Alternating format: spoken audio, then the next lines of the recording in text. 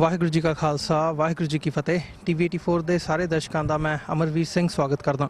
Viewers, ਅੱਜ ਅਸੀਂ ਇੱਥੇ ਗੁਰਦੁਆਰਾ ਸਿੰਘ ਸਭਾ ਫੇਅਰਫੈਕਸ ਵਰਜੀਨੀਆ ਦੇ ਵਿੱਚ ਪਹੁੰਚੇ ਹਾਂ, ਜਿੱਥੇ ਗੁਰਦੁਆਰਾ ਸਾਹਿਬ ਦੀ ਪ੍ਰਬੰਧਕ ਕਮੇਟੀ ਦੇ ਸਹਿਯੋਗ ਨਾਲ ਚੜ੍ਹਦੀ ਕਲਾ ਸਪੋਰਟਸ ਕਲੱਬ ਦੇ ਵੱਲੋਂ ਟਰਬਨਟਾਈਨ ਕੰਪੀਟੀਸ਼ਨ ਦਸਤਾਰਬੰਦੀ ਮੁਕਾਬਲੇ ਦਾ ਆਯੋਜਨ ਕੀਤਾ ਗਿਆ ਅੱਜ ਇੱਥੇ, ਜਿੱਥੇ ਇਹ ਇੱਕ ਚੰਗਾ ਉਪਰਾਲਾ ਹੈਗਾ ਇੱਥੇ ਦੀ ਨੌਜਵਾਨ ਪੀੜ੍ਹੀ ਨੂੰ ਸਿੱਖੀ ਕਦਰਾਂ ਕੀਮਤਾਂ ਦੇ ਨਾਲ ਜੋੜਨ ਦੇ ਲਈ, ਜਿੱਥੇ ਕਿ ਇਹਨਾਂ ਨੇ ਅੰਡਰ ਰੱਖੇ ਹੋਏ ਆ, ਅੰਡਰ 12 ਦੇ ਬੱਚੇ ਹੈਗੇ ਆ, ਅੰਡਰ 16 17 ਦੇ ਹੈਗੇ ਆ, ਅਤੇ ਉਹਦੇ ਤੋਂ ਉੱਪਰ ਦੇ ਹੈਗੇ ਆ। ਹਰ ਏਜ ਗਰੁੱਪ ਦੇ ਵਿੱਚ ਦਸਤਾਰਬੰਦੀ ਦੇ ਵਿੱਚ ਜਿਹੜੇ ਜੇਤੂ ਹੋਣਗੇ ਦਸਤਾਰਬੰਦੀ ਮੁਕਾਬਲੇ ਦੇ ਵਿੱਚ ਉਹਨਾਂ ਨੂੰ ਇਨਾਮ ਵੀ ਦਿੱਤੇ ਜਾਣਗੇ।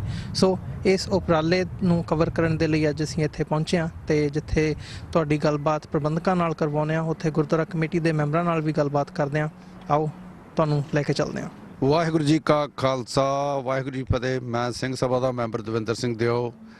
ਅੱਜ ਜਿਹੜੀ ਓਪਨਿੰਗ ਹੋ ਰਹੀ ਹੈ ਗੁਰੂ ਘਰ ਦੀ, ਉਹਦੇ ਲਈ ਵਿਸਾਖੀ ਦਾ ਵੱਡਾ ਤਿਉਹਾਰ ਮਨਾਇਆ ਜਾ ਰਿਹਾ, ਜਿਹਦੇ 'ਚ ਟਰਬਨ ਕੰਪੀਟੀਸ਼ਨ ਵੀ ਹੋ ਰਿਹਾ ਬੱਚਿਆਂ ਲਈ, ਸਾਰੀਆਂ ਖੇਡਾਂ, ਅਤੇ ਹੋਰ ਸਾਰੇ ਦੇਸ਼ ਵਿਦੇਸ਼ ਦੇ ਸਰੋਤਿਆਂ ਨੂੰ ਮੇਰੇ ਵੱਲੋਂ ਵਿਸਾਖੀ ਦੀ ਲੱਖ ਲੱਖ ਵਧਾਈ ਹੋਵੇ। ਸੋ ਅੱਜ ਇਹ ਜਿਹੜਾ ਆਪਣਾ ਇਵੈਂਟ ਹੈਗਾ, ਇਹਦੇ ਲਈ ਸਾਰੀ ਸੰਗਤ ਨੂੰ ਇਨਵਾਈਟ ਕੀਤਾ ਗਿਆ। ਸਾਰੀ ਸੰਗਤ, ਸਾਨੂੰ ਲੱਗਦਾ ਕਿ 2000 ਤੋਂ ਉੱਪਰ ਸੰਗਤ ਹੋਏਗੀ।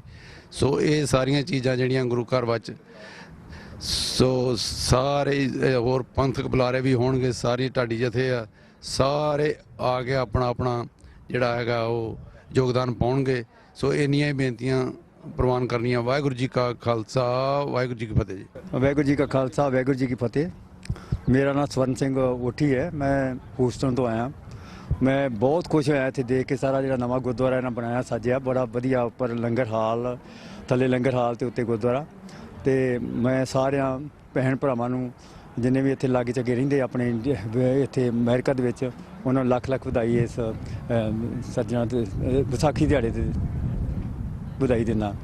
ਦੂਜਾ, ਇਸ ਗੁਰਦੁਆਰਿਆਂ ਨੇ ਬੜਾ ਚੰਗਾ ਉਪਰਾਲਾ ਕੀਤਾ, ਜਿਹੜਾ ਇਹ ਛੋਟੇ ਬੱਚਿਆਂ ਨੂੰ ਜਾਂ ਅਡਲਟ ਨੂੰ ਵੀ ਪੱਗਾਂ ਬੰਨ੍ਹਣ ਵਾਸਤੇ ਪ੍ਰੇਰਿਆ ਜਾ ਰਿਹਾ। ਇਹ ਵੱਡਾ ਉਦਮ ਹੈ ਸਿੱਖਾਂ ਵਾਸਤੇ। ਅਤੇ ਇਸ ਤਰ੍ਹਾਂ ਹੀ ਚੱਲਦਾ ਰਹੇ ਤਾਂ ਆਈ ਥਿੰਕ ਸਾਡੀ ਅਮਰੀਕਾ ਦੇ ਵਿੱਚ ਪਛਾਣ ਚੰਗੀ ਹੋ ਸਕਦੀ ਹੈ। ਵਾਹਿਗੁਰੂ ਜੀ ਕਾ ਖਾਲਸਾ ਵਾਹਿਗੁਰੂ ਜੀ ਕੀ ਫਤਿਹ। ਮੈਂ ਬਲਵਿੰਦਰ ਸਿੰਘ ਚੱਠਾ। ਅੱਜ ਖਾਲਸਾ ਸਾਜਨਾ ਦਿਵਸ ਸਿੰਘ ਸਭਾ ਗੁਰੂ ਘਰ ਵਿੱਚ ਮਨਾਇਆ ਜਾ ਰਿਹਾ ਹੈ, ਅਤੇ ਨਾਲ ਹੀ ਜੋ ਸਿੰਘ ਸਭਾ ਗੁਰੂ ਘਰ ਦੀ ਨਵੀਂ ਬਿਲਡਿੰਗ ਬਣੀ ਹੈ ਉਸ ਦਾ ਉਦਘਾਟਨ ਹੋ ਰਿਹਾ ਹੈ। ਆਪ ਸਾਰੀ ਸੰਗਤ ਨੂੰ ਲੱਖ ਲੱਖ ਵਧਾਈ ਹੋਵੇ ਖਾਲਸਾ ਸਾਜਨਾ ਦਿਵਸ ਦੀ। ਬਹੁਤ ਚੰਗੀ ਬਿਲਡਿੰਗ, ਬਹੁਤ ਸੋਹਣੀ ਬਿਲਡਿੰਗ ਬਣਾਈ ਹੈ, ਇਸ ਦੀ ਵੀ ਸਾਰੀ ਸੰਗਤ ਨੂੰ ਲੱਖ ਲੱਖ ਵਧਾਈ ਹੋਵੇ। ਦੂਸਰਾ, ਅੱਜ ਗੁਰੂ ਘਰ ਵਿੱਚ ਦਸਤਾਰ ਕੰਪੀਟੀਸ਼ਨ ਹੋ ਰਿਹਾ ਹੈ। ਅਡਲਟਸ ਨੂੰ ਔਰ ਯੰਗ ਬੱਚਿਆਂ ਨੂੰ ਦਸਤਾਰ ਸਿਖਾਈ ਜਾ ਰਹੀ ਹੈ, ਔਰ ਉਹ ਦਸਤਾਰਾਂ ਬੜੇ ਖੁਸ਼ ਹੋ ਕੇ ਦਸਤਾਰਾਂ ਬੰਨ੍ਹ ਰਹੇ ਹਨ। ਇਸ ਦੀ ਵੀ ਜੋ ਸ਼ੇਰੇ ਪੰਜਾਬ ਸਪੋਰਟਸ ਕਲੱਬ ਹੈ ਉਸ ਵੱਲੋਂ ਇਹ ਉਪਰਾਲਾ ਕੀਤਾ ਗਿਆ ਹੈ। ਇਸ ਦੀ ਵੀ ਉਹਨਾਂ ਨੂੰ ਬਹੁਤ ਬਹੁਤ ਵਧਾਈ। ਫਿਰ ਇੱਕ ਵਾਰ ਮੇਰੇ ਵੱਲੋਂ ਖਾਲਸਾ ਸਾਜਨਾ ਦਿਵਸ ਦੀ ਸਾਰੀ ਸਿੱਖ ਕੌਮ ਨੂੰ ਲੱਖ ਲੱਖ ਵਧਾਈ ਹੋਵੇ। ਵਾਹਿਗੁਰੂ ਜੀ ਕਾ ਖਾਲਸਾ ਵਾਹਿਗੁਰੂ ਜੀ ਕੀ ਫਤਿਹ। ਵਾਹਿਗੁਰੂ ਜੀ ਕਾ ਖਾਲਸਾ ਵਾਹਿਗੁਰੂ ਜੀ ਕੀ ਫਤਿਹ। ਦਾਸ ਦਾ ਨਾਮ ਹਰਪਾਲ ਸਿੰਘ ਹੈ, ਔਰ ਇਸ ਸਿੰਘ ਸਭਾ ਗੁਰਦੁਆਰੇ ਨੂੰ ਸਭ ਤੋਂ ਪਹਿਲੇ ਮੈਂ ਆਪ ਸਭ ਜੀ ਨੂੰ ਵਿਸਾਖੀ ਦੇ ਪੁਰਬ ਦੀ ਲੱਖ ਲੱਖ ਵਧਾਈ ਦਿੰਦਾ ਹਾਂ ਸਿੱਖ ਸੰਗਤਾਂ ਨੂੰ। ਅਤੇ ਖਾਲਸਾ ਜੀ, ਇਹ ਗੁਰਦੁਆਰਾ ਜਿਹੜਾ ਹੈ 1998 'ਚ ਸ਼ੁਰੂ ਕੀਤਾ ਗਿਆ ਸੀਗਾ, ਅਤੇ ਇਹਦੇ ਸਿਰਫ ਕੁਛ 2-4 ਬੰਦੇ ਹੀ ਸ਼ੁਰੂ ਨੇ ਕੀਤਾ ਸੀਗਾ। ਉਹਨਾਂ ਸਰਦਾਰ ਸੁਰਿੰਦਰ ਸਿੰਘ ਹੰਸਰਾ ਹੈਗੇ ਹੈ, ਔਰ ਸੁਖਵਿੰਦਰ ਸਿੰਘ ਰੂਪ ਰਾਏ ਹਨ, ਅਤੇ ਇੱਕ ਦਾਸ ਦਾ ਨਾਂ। ਅਸੀਂ ਇਹਨਾਂ ਨੇ ਮਿਲ ਕੇ ਸ਼ੁਰੂ ਕੀਤਾ ਸੀਗਾ। ਅਤੇ ਅੱਜ ਤੁਸੀਂ ਦੇਖ ਲਓ ਕਿ ਇਸ ਥਾਂ 'ਤੇ ਬਰੈਡਕ ਰੋਡ 'ਤੇ ਸਾਡੇ ਕੋਲ 13.5 ਏਕੜ ਜ਼ਮੀਨ ਹੈ। ਇਸ ਵਿੱਚ ਦੇਖੋ, ਅਸੀਂ ਇਹ ਛੋਟੀ ਜਿਹੀ ਇੱਕ ਬਿਲਡਿੰਗ ਬਣਾਈ ਹੈ, ਲੇਕਿਨ ਮੇਨ ਬਿਲਡਿੰਗ ਜਿਹੜੀ ਹੈ ਇੱਥੇ ਸਾਹਮਣੇ ਸਾਡੀ ਬਣੇਗੀ, ਅਤੇ ਉਹ ਬਿਲਡਿੰਗ ਕੋਈ 44,000 ਸਕੁਆਇਰ ਫਿਟ ਹੋਏਗੀ। ਕੋਈ ਇਟਸ ਅ ਬਿਗ ਗੁਰਦੁਆਰਾ। ਸੋ ਸੰਗਤਾਂ ਦੇ ਸਹਿਯੋਗ ਨਾਲ ਹੀ ਸਭ ਕੰਮ ਹੋਏ ਹਨ, ਅਤੇ ਅਸੀਂ ਸਭ ਸੰਗਤਾਂ ਦੇ ਬੜੇ ਧੰਨਵਾਦੀ ਹਾਂ ਜਿਨ੍ਹਾਂ ਨੇ ਸਹਿਯੋਗ ਦੇ ਨਾਲ ਇਹ ਗੁਰਦੁਆਰੇ ਦੀ ਬਿਲਡਿੰਗ ਕਾਮਯਾਬ ਹੋਈ ਹੈ। ਵਾਹਿਗੁਰੂ ਜੀ ਕਾ ਖਾਲਸਾ ਵਾਹਿਗੁਰੂ ਜੀ ਕੀ ਫਤਿਹ। ਵਾਹਿਗੁਰੂ ਜੀ ਕਾ ਖਾਲਸਾ ਵਾਹਿਗੁਰੂ ਜੀ ਕੀ ਫਤਿਹ।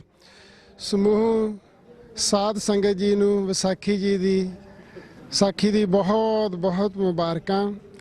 ਇਸ ਦਿਹਾੜੇ ਦੀ ਏਡੀ ਵੱਡੀ ਮਹਾਨਤਾ ਹੈ। ਇਸ ਦਿਨ ਪੰਜ ਪਿਆਰਿਆਂ ਨੇ ਆਪਣਾ ਆਪ ਗੁਰੂ ਕਲਗੀਧਰ ਪਾਤਸ਼ਾਹ ਨੂੰ ਸਮਰਪਿਤ ਕੀਤਾ।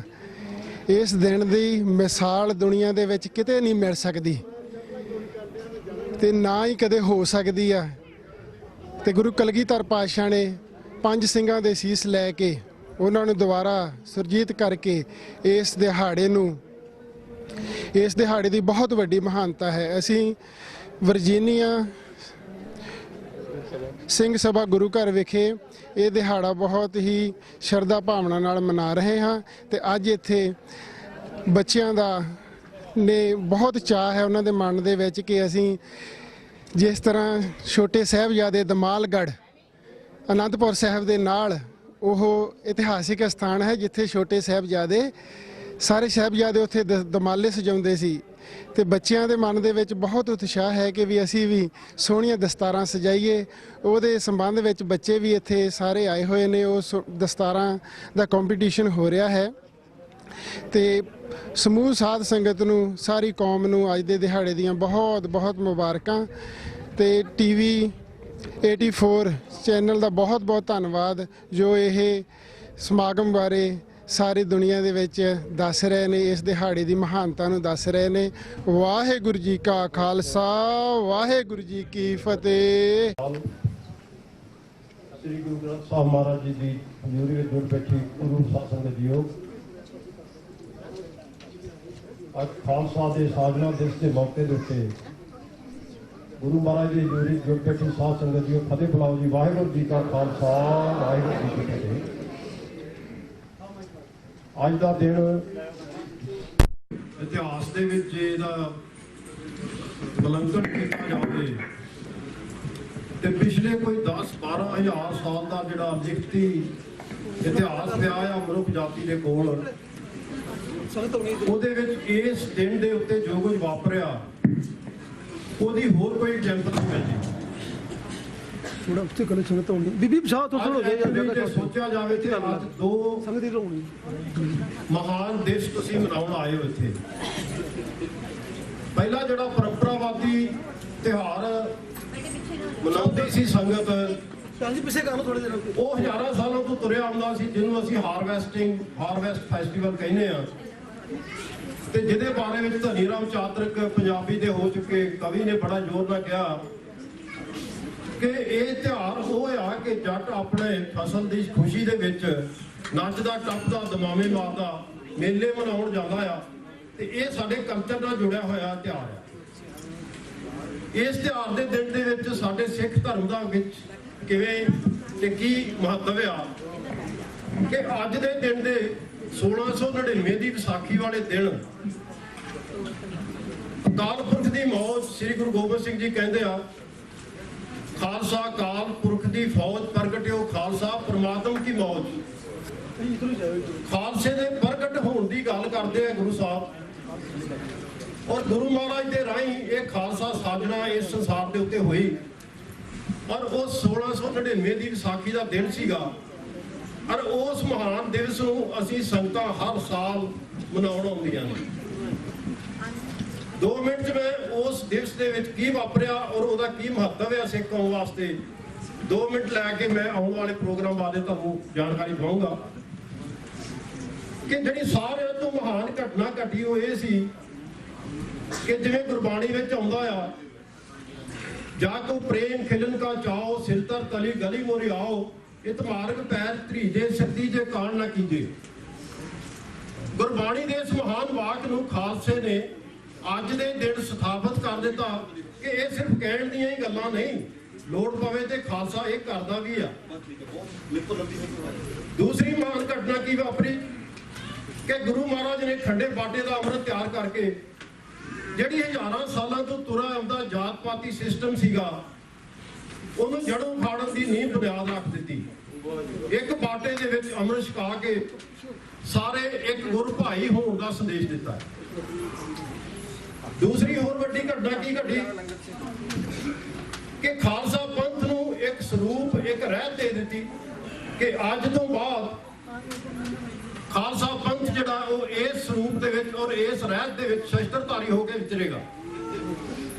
ਔਰ ਪਿਛਲੇ 230 ਸਾਲ ਦੇ ਇਤਿਹਾਸ ਦੇ ਵਿੱਚ ਜਿਹੜਾ ਵਿਚਾਰਧਾਰਾ ਗੁਰੂ ਮਹਾਰਾਜ ਨੇ ਪ੍ਰਚਾਰੀ ਆ, ਜਿਹੜਾ ਮਨੋਵਿਗਿਆਨ ਚੇਂਜ ਕਰਕੇ ਲੋਕਾਂ ਦਾ ਜਿਹੜਾ ਇੱਕ ਖਾਲਸਾ ਦੀ ਜਿਹੜੀ ਰਚਨਾ ਰਚਨ ਵਾਸਤੇ ਇੱਕ ਜਿਹੜੀ ਬੁਨਿਆਦ ਰੱਖੀ ਸੀ, ਉਸ ਵਿਚਾਰਧਾਰਾ ਨੂੰ ਕਵਚ ਪਹਿਲਾ ਦਿੱਤਾ ਕਿ ਇਸ ਵਿਚਾਰਧਾਰਾ ਦਾ ਇਹ ਜਿਹੜਾ ਜੀਵਨ ਜਾਚ ਆ, ਵੇ ਆਫ ਲਿਵਿੰਗ ਆ, ਇਹਦਾ ਡਿਫੈਂਸ ਕਰਨ ਲਈ ਅੱਜ ਤੋਂ ਅਸੀਂ ਸ਼ਸਤਰਧਾਰੀ ਹੋ ਕੇ ਹਥਿਆਰ ਚੁੱਕਣ ਦਾ ਐਲਾਨ ਕਰਦੇ ਹਾਂ।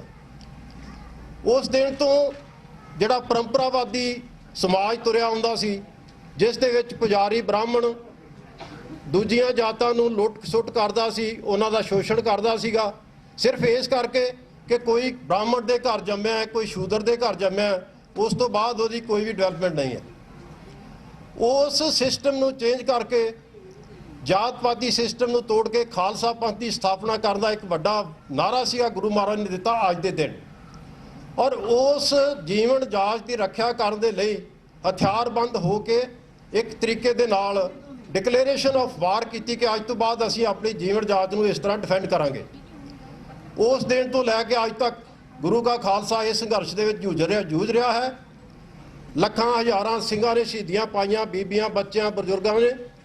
ਔਰ ਅੱਜ ਦੇ ਦਿਨ ਜਿਹੜਾ ਅਸੀਂ ਇਹ ਦਿਨ ਮਨਾਉਣ ਆਏ ਹਾਂ, ਮੇਰਾ ਖਿਆਲ ਕਿ ਇਸ ਦਿਨ ਦੇ ਉੱਤੇ ਅਸੀਂ ਇਹ ਵਾਅਦਾ ਕਰਨ ਆਉਂਦੇ ਹਰ ਸਾਲ ਕਿ ਗੁਰੂ ਮਹਾਰਾਜ ਆਪ ਦੇ ਦੱਸੇ ਮਾਰਗ ਦੇ ਉੱਤੇ ਚੱਲ ਕੇ ਅਸੀਂ ਇਸ ਸੰਘਰਸ਼ ਦੇ ਵਿੱਚ ਹਿੱਸਾ ਪਾਉਣ ਲਈ ਤਿਆਰ ਹੋ ਕੇ ਆਵਾਂਗੇ। ਔਰ ਇਸ ਲਈ ਅਸੀਂ ਤਿਆਰੀ ਦੇ ਵਿੱਚ ਰੁੱਝੇ ਹੋਏ ਹਾਂ।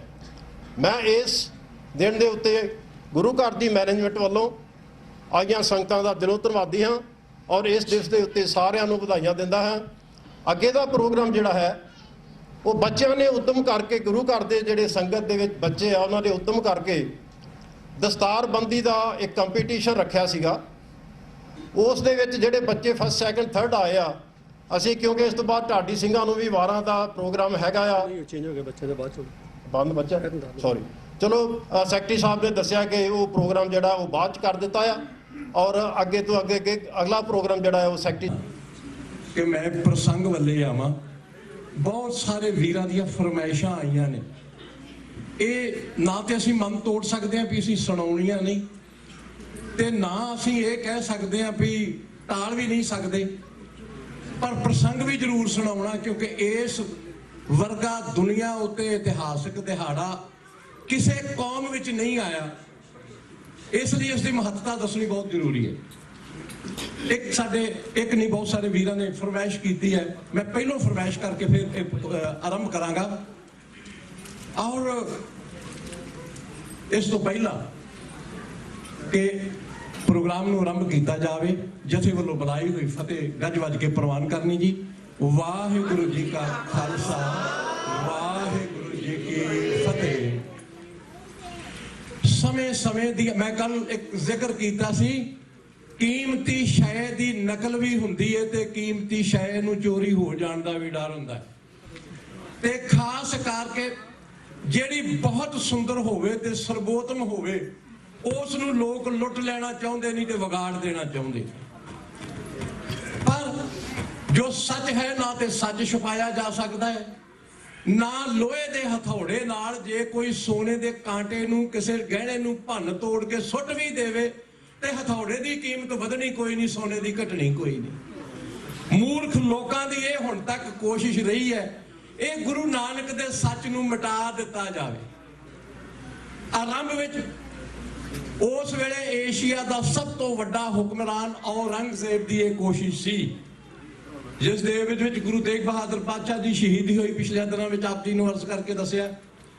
ਉਸ ਤੋਂ ਬਾਅਦ ਸਮਾਂ ਆਇਆ, ਅੰਗਰੇਜ਼ਾਂ ਨੇ ਆਪਣੀ ਵਾਹ ਲਾਈ। ਅੰਗਰੇਜ਼ ਪੂਰੇ ਯੂਰਪ 'ਚ ਨਹੀਂ, ਉਹਨਾਂ ਦੇ ਆਪਣੇ ਰਾਜਕਾਲ ਵਿੱਚ ਕਦੇ ਸੂਰਜ ਨਹੀਂ ਸੀ ਛੁਪਿਆ, ਜੇ ਇੱਕ ਬੰਨੇ ਛੁਪਦਾ ਸੀ ਦੂਜੇ ਬੰਨੇ ਚੜ ਜਾਂਦਾ ਸੀ। ਉਸ ਹਕੂਮਤ ਨੇ ਵੀ ਵੱਧ ਤੋਂ ਵੱਧ ਵਾਹ ਲਾਈ ਆ, ਇੱਥੋਂ ਤੱਕ ਕਿ ਅੱਜ ਦੇ ਦਿਹਾੜੇ ਉੱਤੇ ਹੀ ਸਭ ਤੋਂ ਵੱਡੀ ਕੋਸ਼ਿਸ਼ ਉਹ ਅਡਵਾਇਰ ਨੇ, ਓਰੀਜਨਲ ਅਡਵਾਇਰ ਨੇ ਜਲਿਆਂਵਾਲੇ ਬਾਗ ਵਿੱਚ ਗੋਲੀ ਚਲਾ ਕੇ ਨਿਹੱਥਿਆਂ ਨੂੰ ਮਾਰ ਦਿੱਤਾ ਸੀਗਾ।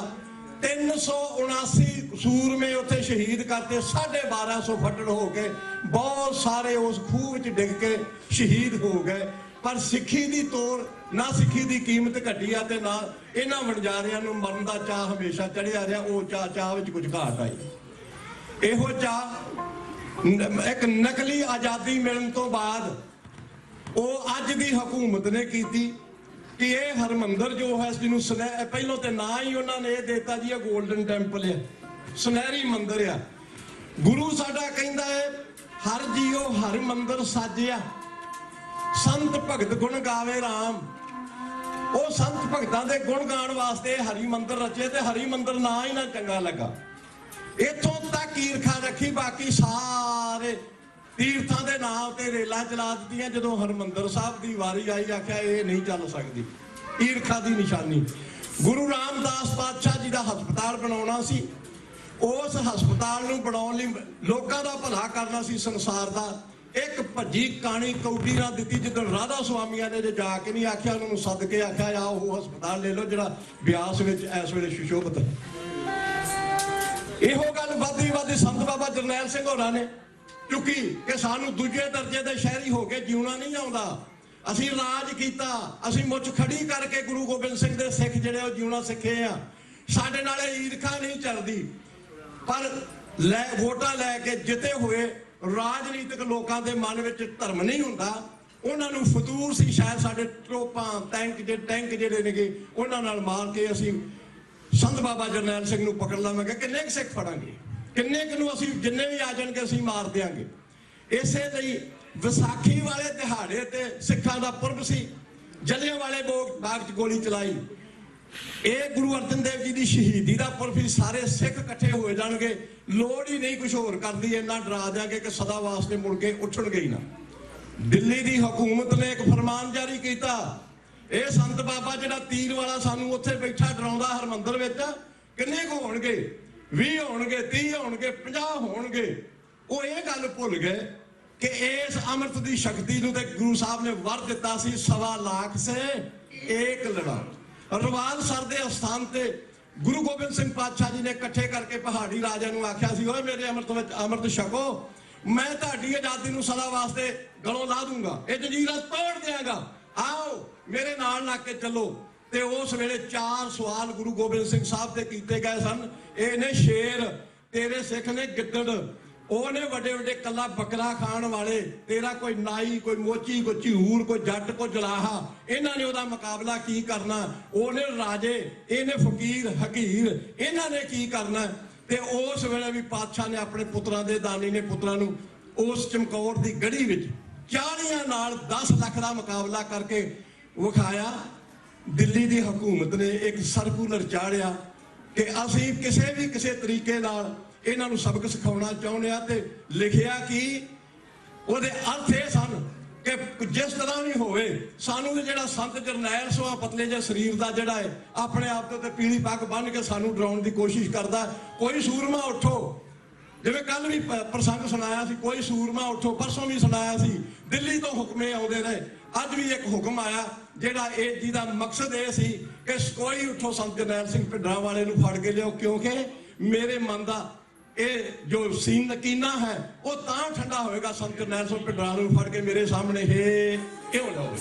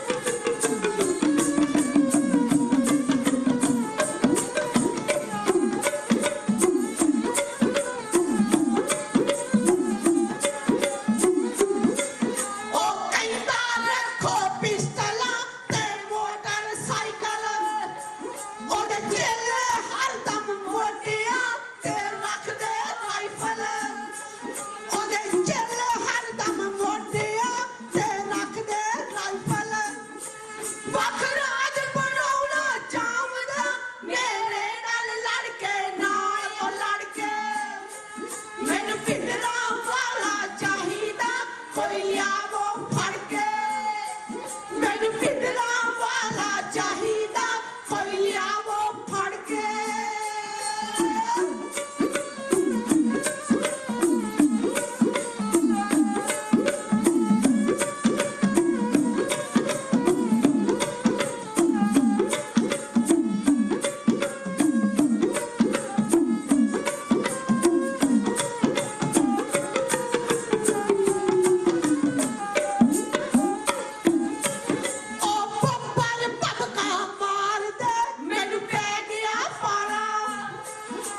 ਸੁਪਨੇ ਆ ਕੇ ਘੂਰਦਾ ਮੈਨੂੰ ਪਿੰਡਰਾ ਵਾਲਾ ਵਿੱਚ ਸੁਪਨੇ ਆ ਕੇ ਘੂਰਦਾ ਮੈਨੂੰ ਪਿੰਡਰਾ ਵਾਲਾ ਮੇਰਾ ਤਾਂ ਕੱਟਦੀ ਜਾਗ ਕੇ ਗੱਲ ਦਿਲ ਤੇ ਰੜ ਕੇ ਦਿਲ ਤੇ ਰੜ ਕੇ ਮੈਨੂੰ ਪਿੰਡਰਾ ਵਾਲਾ ਚਾਹੀਦਾ ਕੋਈ ਲਿਆਵੋ ਫੜ ਕੇ ਮੈਨੂੰ ਪਿੰਡਰਾ ਵਾਲਾ ਚਾਹੀਦਾ ਕੋਈ ਲਿਆਵੋ ਫੜ ਕੇ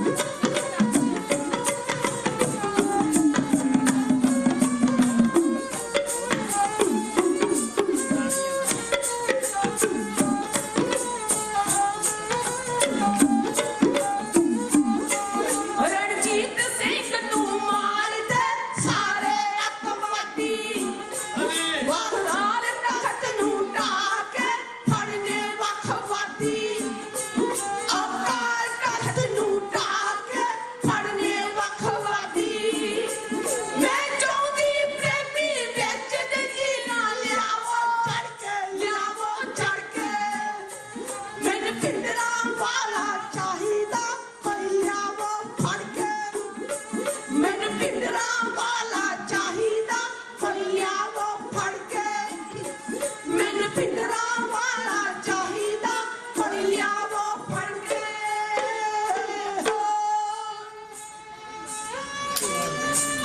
ਸੰਸਾਰ ਦੀ ਅਲਪ ਬੁੱਧੀ ਵਾਲੇ ਲੋਕ ਆਪਣੇ ਬਾਹੂਬਲ ਨੂੰ ਜੋ ਪਰਮਾਤਮਾ ਨੇ ਬਖਸ਼ਿਆ ਹੋਇਆ ਹੈ ਉਹ ਪਰਮਾਤਮਾ ਦਾ ਧੰਨਵਾਦ ਨਹੀਂ ਕਰਦੇ ਬਲਕਿ ਇਸ ਜਨਤਾ ਨੂੰ ਪ੍ਰਭੂ ਦੀ ਮਖਲੂਕਾਤ ਨੂੰ ਲਿਤਾੜਨ ਵਿੱਚ ਆਪਣਾ ਮਾਣ ਤੇ ਹੰਕਾਰ ਸਮਝਦੇ ਮੇਰੇ ਮੂੰਹੋਂ ਜੋ ਨਿਕਲ ਗਿਆ ਕਿਉਂਕਿ ਰਾਜਨੀਤੀ ਹਮੇਸ਼ਾ ਚਾਪਲੂਸਾਂ ਦੀ ਹੁੰਦੀ ਹੈ ਰਾਜਨੀਤਿਕ ਲੋਕ ਨੂੰ ਤੁਸੀਂ ਕਿਸੇ ਉਹਨੂੰ ਸਹੀ ਸਲਾਹ ਦੇਣ ਦੀ ਕੋਸ਼ਿਸ਼ ਕਰੋ ਉਹ ਉਸੇ ਵੇਲੇ ਤੁਹਾਡੇ ਖਿਲਾਫ ਹੋ ਜਾਏਗਾ ਇਹ ਕੌਣ ਆ ਮੇਰੀ ਗੱਲ ਟੋਕਣ ਵਾਲਾ ਬੜੇ ਲੋਕਾਂ ਨੇ ਸਲਾਹ ਦਿੱਤੀ ਪਰ ਅੰਦਰ ਇਸ ਰਮਜ ਨੂੰ ਕੋਈ ਨਹੀਂ ਸੀ ਸਮਝ ਸਕਿਆ ਇਹ ਰਮਜ ਜੁਗੋ ਜੁਗ ਤੁਰੀ ਆਉਂਦੀ ਸੀ ਗੁਰੂ ਨਾਨਕ ਨੇ ਇਸੇ ਰਮਜ ਨੂੰ ਪਾਇਆ ਸੀ ਜਿੱਦਣ 40 ਦੇ ਵਿੱਚੋਂ ਕੱਲੇ ਅੰਗਦ ਨੂੰ ਪਹਿਚਾਣਿਆ ਸੀ ਉਹ ਪਾਇਆ ਹੋਇਆ ਸਵਾਲ ਕੇਵਲ ਅੰਗਦ ਨੇ ਬੁੱਝਿਆ ਸੀ ਇੱਕ ਗੋਜ ਸੀ ਤੇ ਗੋਜ ਸੋਝ ਨਾ ਖੁੱਲਦਾ ਇੱਕ ਬੁਝਾਰਤ ਸੀ ਸ਼ਰਾਰਤ ਨਹੀਂ ਸੀ ਇਸ ਸ਼ਰਾਰਤ ਨੂੰ ਸਮਝਿਆ ਸੀ ਕਿ ਮੇਰਾ ਗੁਰੂ ਹੈ ਇਸ ਤੋਂ ਵੱਡਾ ਸੰਸਾਰ ਉੱਤੇ ਕੋਈ ਗਿਆਨਵਾਨ ਪੁਰਸ਼ ਨਹੀਂ ਇਹ ਨਿਰੰਕਾਰ ਦਾ ਰੂਪ ਬਣ ਕੇ ਇਸ ਸਰੀਰ ਵਿੱਚ ਆਇਆ ਹੋਇਆ ਤੇ ਜਦੋਂ ਇਹ ਕਿਹਾ ਲੈਣਿਆ ਤੂੰ ਕਿਉਂ ਨਹੀਂ ਜਾਂਦਾ ਬਾਕੀ ਸਾਰੇ ਮੁੜ ਗਏ ਨੇ ਤੇ ਕਿਹਾ ਸਾਹਿਬ ਹੇ ਗੁਰਦੇਵ ਮੈਂ ਕਿੱਥੇ ਜਾਵਾਂ ਤੇ ਗੁਰੂ ਨੇ ਕਿਹਾ ਆਪਣੇ ਘਰ ਕਹਿੰਦਾ ਮੇਰਾ ਘਰ ਤਾਂ ਨਜ਼ਰ ਨਹੀਂ ਆਉਂਦਾ ਮੈਂ ਤੇ ਇਸ ਘਰ ਨੂੰ ਸਮਝ ਕੇ ਆਪਣਾ ਆਇਆ ਸਾਂ ਜੋ ਹੁਕਮ ਹੋਵੇ ਮੈਂ ਕਰਾਂਗਾ ਤੇ ਗੁਰੂ ਨਾਨਕ ਨੇ ਗੱਲ ਨਾਲ ਲਾਇਆ ਸੀ ਗੁਰੂ ਬੁਝਾਰਤ ਪਾਉਂਦਾ ਹੈ ਸਿੱਖ ਸਮਝਦਾ ਹੈ ਸਿੱਖ ਬੱਚਾ ਹੈ ਸਿੱਖ ਉਸ ਸਟੂਡੈਂਟ ਵਰਗਾ ਉਸ ਵਿਦਿਆਰਥੀ ਵਰਗਾ ਜਿਹਦੇ ਅੱਗੇ ਸਵਾਲ ਪਾਏ ਜਾਂਦੇ ਨੇ ਕਦੇ ਤੁਸੀਂ ਵੇਖਿਆ ਸਕੂਲਾਂ ਦੇ ਵਿੱਚ ਤੁਸੀਂ ਸਾਰੇ ਅਸੀਂ ਪੜ੍ਹੇ ਆ ਜਦੋਂ ਡੀਓ ਨੇ ਆਉਣਾ ਹੋਵੇ ਉਦੋਂ ਖਾਸ 5-7 ਬੱਚਿਆਂ ਨੂੰ ਜਾਂ ਇੱਕ ਅੱਧੇ ਨੂੰ ਸਾਹਮਣੇ ਕਰ ਲਿਆ ਜਾਂਦਾ ਉਹ ਕਹਿੰਦਾ ਜੀ ਸਵਾਲ ਪਾਉਂਦਾ ਆਣ ਕੇ ਡੀਓ ਮਾਸਟਰ ਇਸ਼ਾਰੇ ਨਾਲ ਕਈਆਂ ਨੂੰ ਸਮਝਾ ਦਿੰਦਾ ਇਹਦਾ ਜਵਾਬ ਇਹ ਹੀ ਇਹਦਾ ਜਵਾਬ ਇਹ ਹੀ ਮੈਨੂੰ ਇਹੀ ਗੱਲ ਇੱਕ ਬਹੁਤ ਵੱਡਾ ਸੰਮੇਲਨ ਇੰਗਲੈਂਡ ਦੇ ਵਿੱਚ ਹੋਇਆ ਸੀ ਤੇ ਉੱਥੇ ਇਹ ਗੱਲ ਆਖੀ ਗਈ ਸੀ ਕਿ ਗੁਰੂ ਅਰਜਨ ਦੇਵ ਵਿੱਚ ਇੰਨੀ ਤਾਕਤ ਵੀ ਨਹੀਂ ਸੀ ਕਿ ਲੋਹ ਨੂੰ ਠੰਡੀ ਕਰ ਦਿੰਦਾ ਮੈਂ ਇਹਨਾਂ ਨੂੰ ਬੇਨਤੀ ਇਹੋ ਕੀਤੀ ਸੀ ਜੋ ਹੁਣ ਲੱਗਾ ਕਰ ਗੁਰੂ ਆਪ ਜਾਣੀ ਜਾਣ ਗੁਰੂ ਨੂੰ ਕੋਈ ਉਸ ਵਿਦਿਆਰਥੀ ਦੇ ਪਿੱਛੇ ਖਲੋ ਕੇ ਮਾਸਟਰ ਡੀਓ ਦੇ ਇਸ਼ਾਰਾ ਕਰੂਗਾ, ਜੇ ਉਹ ਕਹੂਗਾ 2 ਤੇ 2 ਉਹ 4 ਪਾ ਦੂਗਾ ਵੀ 4 ਬੋਲਦੇ ਹੋ, 4 ਬੋਲ ਦਿੰਦਾ। ਜਿਹੜਾ ਵਿਦਿਆਰਥੀ ਸੱਚੀ ਪਾਸ ਹੋ ਜਾਣਾ ਉਸ ਨੂੰ ਆਂਦਾ ਦਾ ਡੀਓ ਸਾਹਿਬ ਤੁਸੀਂ ਇੱਥੇ ਬੈਠੋ, ਮੈਂ ਤੁਹਾਡੇ ਲਈ ਚਾਹ ਲਿਆਉਣਾ। ਸਵਾਲ ਜਿਹੜਾ ਪਾਉਣਾ ਵਿਦਿਆਰਥੀ ਤੁਹਾਡੇ ਸਾਹਮਣੇ ਆ। ਗੁਰੂ ਇਸ ਗੱਲ ਦਾ ਪਤਾ ਸੀ ਨਿਰੰਕਾਰ ਨੂੰ ਕਿ ਮੇਰਾ ਸਿੱਖ ਗੁਰੂ ਜਿਸ ਨੂੰ ਮੈਂ ਅਰਜਨ ਬਣਾ ਕੇ ਘੱਲਿਆ ਹੈ, ਇਹ ਤੱਤੀਆਂ ਤੋਂ ਤਵੀਆਂ ਤੋਂ ਤੇ ਦੇਖਦੇ ਉਬਾਲੇ ਤੋਂ ਨਹੀਂ ਡਰੇਗਾ। ਇਸ ਦਾ ਇਮਤਿਹਾਨ ਜਿੱਡਾ ਵੱਡਾ ਮਰਜ਼ੀ ਕੱਟੜ ਲੈ ਲੋ, ਇਹਦੇ ਮੂੰਹ ਚੋਂ ਇਹੋ ਨਿਕਲੇਗਾ, ਤੇਰਾ ਕੀਆ ਹਰ ਨਾਮ ਪਦਾਰਥ। ਫਿਰ ਇਹੀ ਇਮਤਿਹਾਨ ਸਿੱਖਾਂ ਤੇ ਪਿਆ। ਦੂਜੇ ਪਾਤਸ਼ਾਹ ਜੀ ਦੇ ਪੁੱਤਰ ਦਾਦੂ ਨੇ ਗੁਰੂ ਅਮਰਦਾਸ ਜੀ ਨੂੰ ਲੱਤ ਮਾਰ ਦਿੱਤੀ, ਨਰਾਦਰ ਕੀਤਾ। ਮੇਰੀ ਜੀਭ ਸੜ ਜਾਵੇ ਅਗਰ ਮੈਂ ਇਹ ਗੱਲ ਆਪਣੇ ਕੋਲੋਂ ਕਹਾਂ। ਬਾਬਾ ਬੁੱਢਾ ਜੀ ਨੂੰ ਸੱਦਿਆ ਗਿਆ ਪਹਿਲੋਂ ਜਦੋਂ ਗੁਰੂ ਅੰਗਦ ਦੇਵ ਆਏ ਕਰਤਾਰਪੁਰ ਤੋਂ, ਤੇ ਕਈ ਚਿਰ ਬੂਹਾ ਨਾ ਖੋਲਿਆ, ਪਤਾ ਨਾ ਲੱਗਾ। ਸਿੱਖ ਸੰਗਤਾਂ ਜਿਹੜੀਆਂ ਸੀ ਭਟਕਣ ਲੱਗ ਪਈਆਂ। ਬਾਬਾ ਬੁੱਢਾ ਜੀ ਨੂੰ ਕਿਹਾ ਗਿਆ ਵੀ ਉਹਨਾਂ ਨੂੰ ਲੱਭੋ, ਉਹਨਾਂ ਨੇ ਆਣ ਕੇ ਗੁਰੂ ਲੱਭਿਆ। ਤੀਜੀ ਕਹਾਣੀ ਹੋਈ ਜਦੋਂ ਗੁਰੂ ਅਮਰਦਾਸ ਜੀ ਇੱਥੋਂ ਛੱਡ ਕੇ ਗੋਇੰਦਵਾਲ ਤੋਂ ਚਲੇ। ਇਸ ਤੋਂ ਬਾਅਦ ਸਿੱਖ ਧਰਮ ਵਿੱਚ ਇਹ ਸਵਾਲ ਪੈਂਦੇ ਰਹੇ ਨੇ। ਗੁਰੂ ਅਰਜਨ ਦੇਵ ਜੀ ਨੇ ਵੀ ਇਹ ਸਵਾਲ ਕੱਢਿਆ।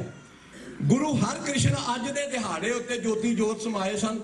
ਆ ਲੱਗੀ ਹੋਈ ਸਭਾ ਦੇ ਵਿੱਚ ਜਿਸ ਵੇਲੇ ਬਾਲਾ ਪ੍ਰੀਤਮ ਉਸ ਵੇਲੇ ਅਕਾਲ ਚਲਾਣਾ ਕਰਨ ਲੱਗੇ, ਜੋਤੀ ਜੋਤ ਸਮਾਉਣ ਲੱਗੇ, ਤੇ ਸਿੱਖਾਂ ਨੇ ਅਰਦਾਸ ਕੀਤੀ ਮੱਖਣ ਸ਼ਾਹ ਲਬਾਣੇ ਹੋਰਾਂ ਨੇ ਵੀ ਮਾਲਕ ਬਾਲਾ ਪ੍ਰੀਤਮ ਜੀ ਆਪ ਚੱਲੇ ਹੋ, ਇਸ ਪੰਥ ਨੂੰ ਕਿਹਦੇ ਲੜ ਲਾ ਚੱਲੇ ਹੋ?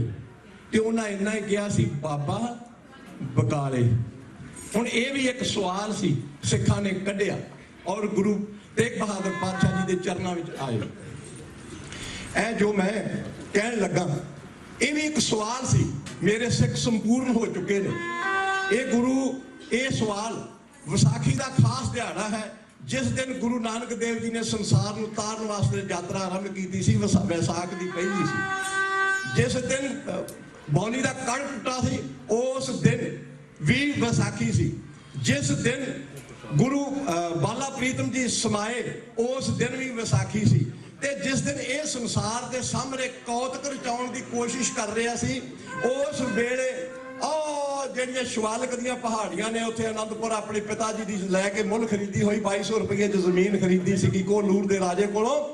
ਉਸ ਪਹਾੜੀਆਂ ਵਿੱਚ ਇੱਕ ਵੱਖਰੀ ਕਿਸਮ ਦੀ ਦੁਨੀਆ ਰਚੀ ਸੀ। ਉੱਥੇ ਗੁਰੂ ਗੋਬਿੰਦ ਰਾਏ ਨੇ ਆਪਣੇ ਜ਼ਮਾਨੇ ਕਾਲ ਵਿੱਚ ਦੂਰੋਂ ਦੂਰੋਂ ਲੋਕ ਵੇਖਣ ਆਉਂਦੇ ਸੀ। ਰਾਜੇ ਆਣ ਕੇ ਆਪਣੀਆਂ ਉੱਥੇ ਚੜਾਵੇ ਚੜਾਉਂਦੇ ਸੀ। ਮਾਣ ਸਮਝਦੇ ਸੀ ਲੋਕ ਗੁਰੂ ਗੋਬਿੰਦ ਸਿੰਘ ਜੀ ਦੇ ਦਰਸ਼ਨ ਕਰਨ ਲਈ। ਬਹੁਤ ਸਾਰੀਆਂ ਲੜਾਈਆਂ ਵੀ ਹੋ ਚੁੱਕੀਆਂ ਸਨ। ਗੁਰੂ ਦੇ ਬਾਜ ਉੱਠਦੇ ਸੀ, ਘੋੜੇ ਭੱਜਦੇ ਸੀ, ਸ਼ਾਮ ਨੂੰ ਰਿਹਰਸਲ ਹੁੰਦੀ ਸੀ, ਸੂਰਬੀਰ ਗੱਤਕੇ ਖੇਲਦੇ ਸੀ, ਤੀਰਾਂ ਤਲਵਾਰਾਂ ਨੇਜਿਆਂ ਦੇ ਨਾਲ ਖੋਲਦੇ ਸੀ, ਭਲਵਾਨ ਘੁਲਦੇ ਸੀ। ਕਵੀ ਇੱਕ ਬੰਨੇ ਬੈਠ ਕੇ 135 ਲਖਾਰੀ 52 ਕਵੀ ਸਾਰੇ ਦੇ ਸਾਰੇ ਉੱਥੇ ਬੈਠਦੇ ਸੀ। ਅੰਮ੍ਰਿਤ ਵੇਲੇ ਆਸਾ ਜੀ ਦੀ ਵਾਰ ਲੱਗਦੀ ਸੀ। ਦਿਨ ਭਰ ਦਾ ਪ੍ਰੋਗਰਾਮ ਉੱਥੇ ਕੀ ਹੁੰਦਾ ਸੀ ਲੋਕ ਵੇਖ ਕੇ ਦੰਗ ਰਹਿ ਜਾਂਦੇ ਸੀ। ਉਹਨੂੰ ਇੱਕ ਛੋਟੀ ਜਿਹੇ ਸਾਕੇ ਵਿੱਚ ਕਿਉਂ ਸਾਨੂੰ ਕਰਦੀ।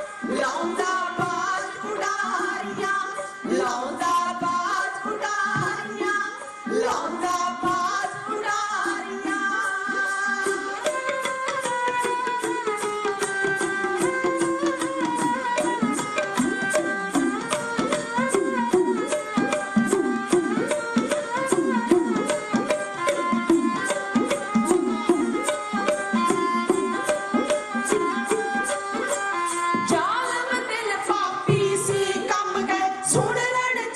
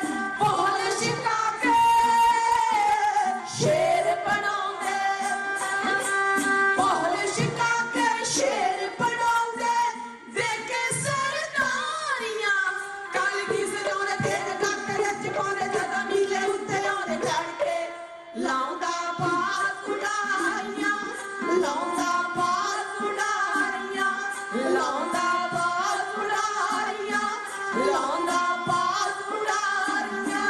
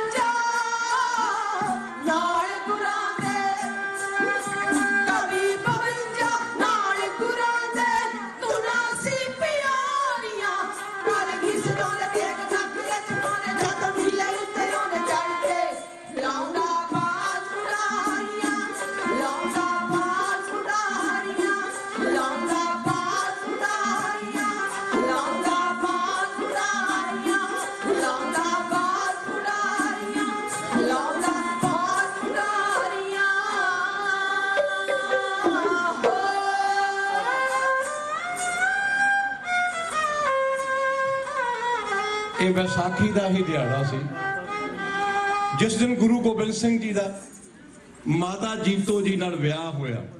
ਉੱਥੇ ਲਾਹੌਰ ਸ਼ਹਿਰ ਗੁਰੂ ਕਾ ਲਾਹੌਰ ਬਣਾ ਲਿਆ। 1684 ਵਿੱਚ ਵਿਆਹ ਹੋਇਆ।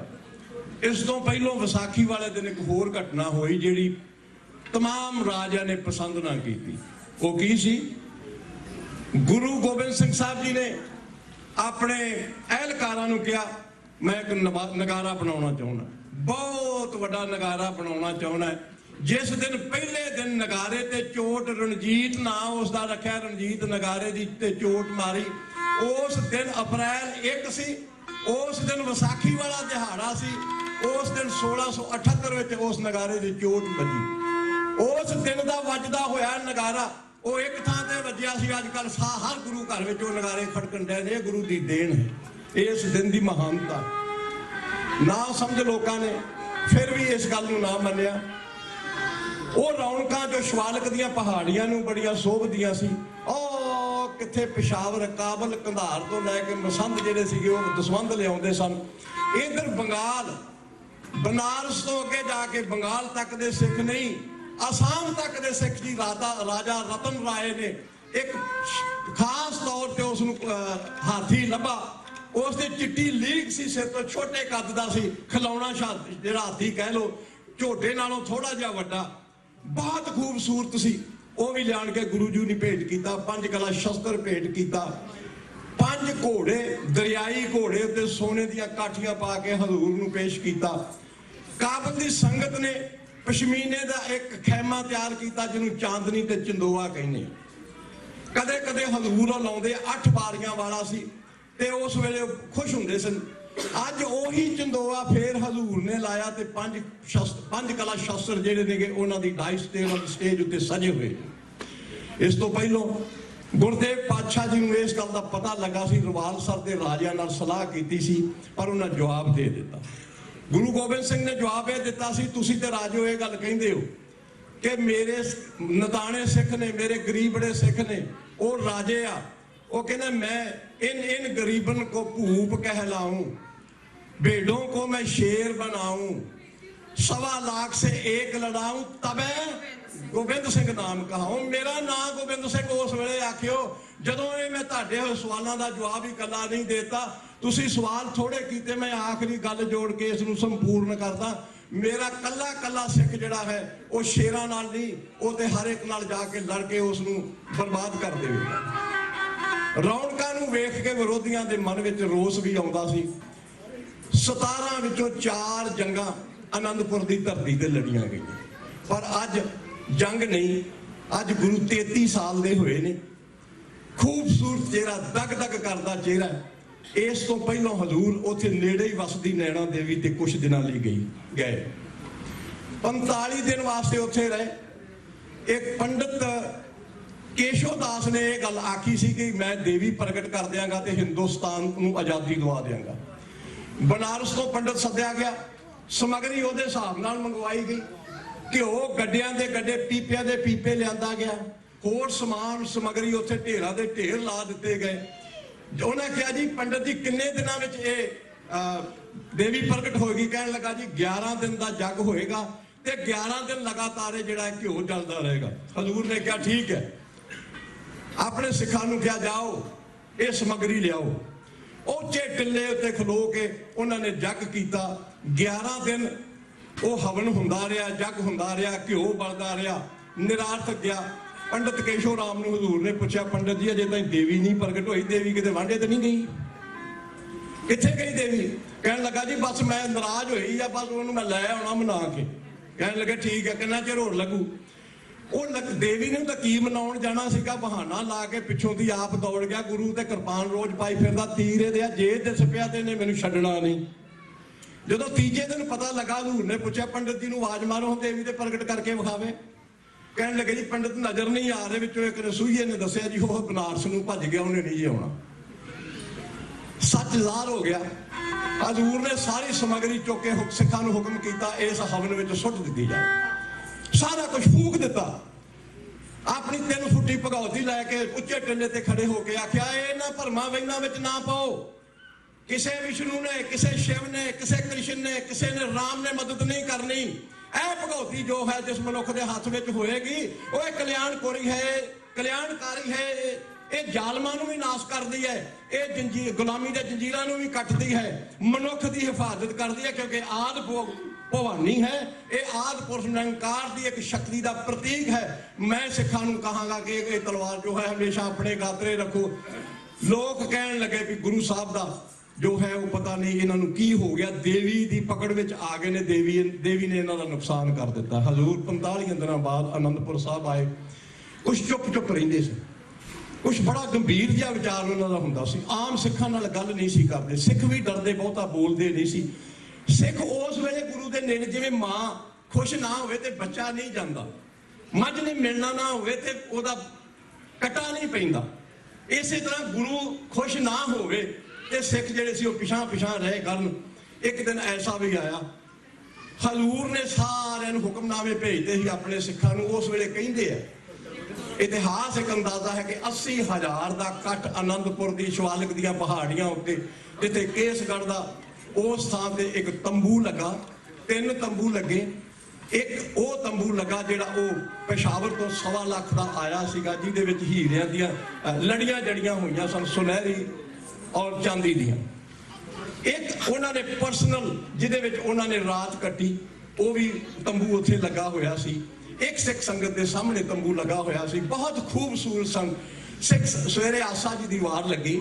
ਆਸਾ ਦੀ ਦੀ ਵਾਰ ਲੱਗਣ ਤੋਂ ਬਾਅਦ ਸਿੱਖ ਸੰਗਤਾਂ ਸੋਚ ਰਹੀਆਂ ਸਨ ਕਦੋਂ ਗੁਰੂ ਜੀ ਆਉਂਦੇ ਨੇ। ਅਕਸਰ ਗੁਰੂ ਸਾਹਿਬ ਜਿਹੜੇ ਆਪ ਆਸਾ ਜੀ ਦੀ ਵਾਰ ਵਿੱਚ ਆਰੰਭ ਤੋਂ ਸ਼ੁਰੂ ਹੁੰਦੇ ਸੀ, ਪਰ ਅੱਜ ਉਹ ਨਹੀਂ ਆਏ।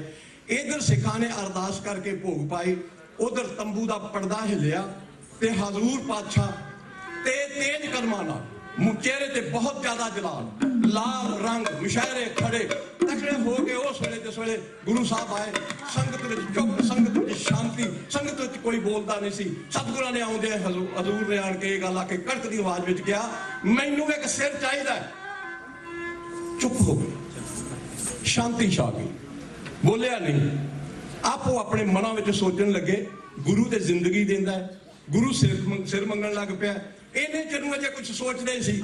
ਦੂਸਰੀ ਵਾਰ ਸਤਿਗੁਰਾਂ ਨੇ ਆਖਿਆ, ਮੈਨੂੰ ਸੀਸ ਚਾਹੀਦਾ ਹੈ, ਗੁਰੂ ਨਾਨਕ ਦੀ ਸਿੱਖੀ ਬਚਾਉਣ ਵਾਸਤੇ ਮੈਂ ਉਸ ਸੀਸ ਦੀ ਭੇਟਾ ਲੈਣੀ ਚਾਹੁੰਦਾ। ਹੈ ਕੋ ਗੁਰੂ ਕਾ ਸਿੱਖ? ਫਿਰ ਚੁੱਪ ਸੀ, ਸ਼ਾਂਤੀ ਸੀ। ਤੀਜੀ ਵਾਰ ਫਿਰ ਹਜ਼ੂਰ ਨੇ ਉਹਦੋਂ ਵੀ ਕੜਕ ਕੇ ਜਵਾਬ ਵਿੱਚ ਕਿਹਾ, ਮੈਂ ਇੱਕ ਸਿੱਖ ਦੀ ਬੇਨਤੀ ਕੀਤੀ ਹੈ, ਗੁਰੂ ਨਾਨਕ ਦੇ ਨਾਂ ਤੋਂ ਕੋਈ ਸਿੱਖ ਹੈ ਜੋ ਇੱਥੇ ਸੀਸ ਵਾਰ ਸਕਦਾ ਹੋਵੇ? ਇਸ ਤੋਂ ਮੈਂ ਐਸਾ ਪੰਥ ਰਚਾਉਣਾ ਚਾਹੁੰਦਾ, ਉਸ ਪੰਥ ਨੂੰ ਰਚਾ ਕੇ ਮੈਂ ਇਸ ਸੰਸਾਰ ਨੂੰ ਦੱਸਣਾ ਚਾਹੁੰਦਾ ਕਿ ਤੁਸੀਂ ਇਹ ਗੁਲਾਮੀ ਕੱਟ ਦਿਓਗੇ। ਮੈਂ ਤੁਹਾਨੂੰ ਗੀਤ ਕਰਾਉਣਾ ਚਾਹੁੰਦਾ, ਜਥੇ ਕੋਲ ਮਾਰ ਕੇ ਇਹ ਹੋ ਸਕਦਾ।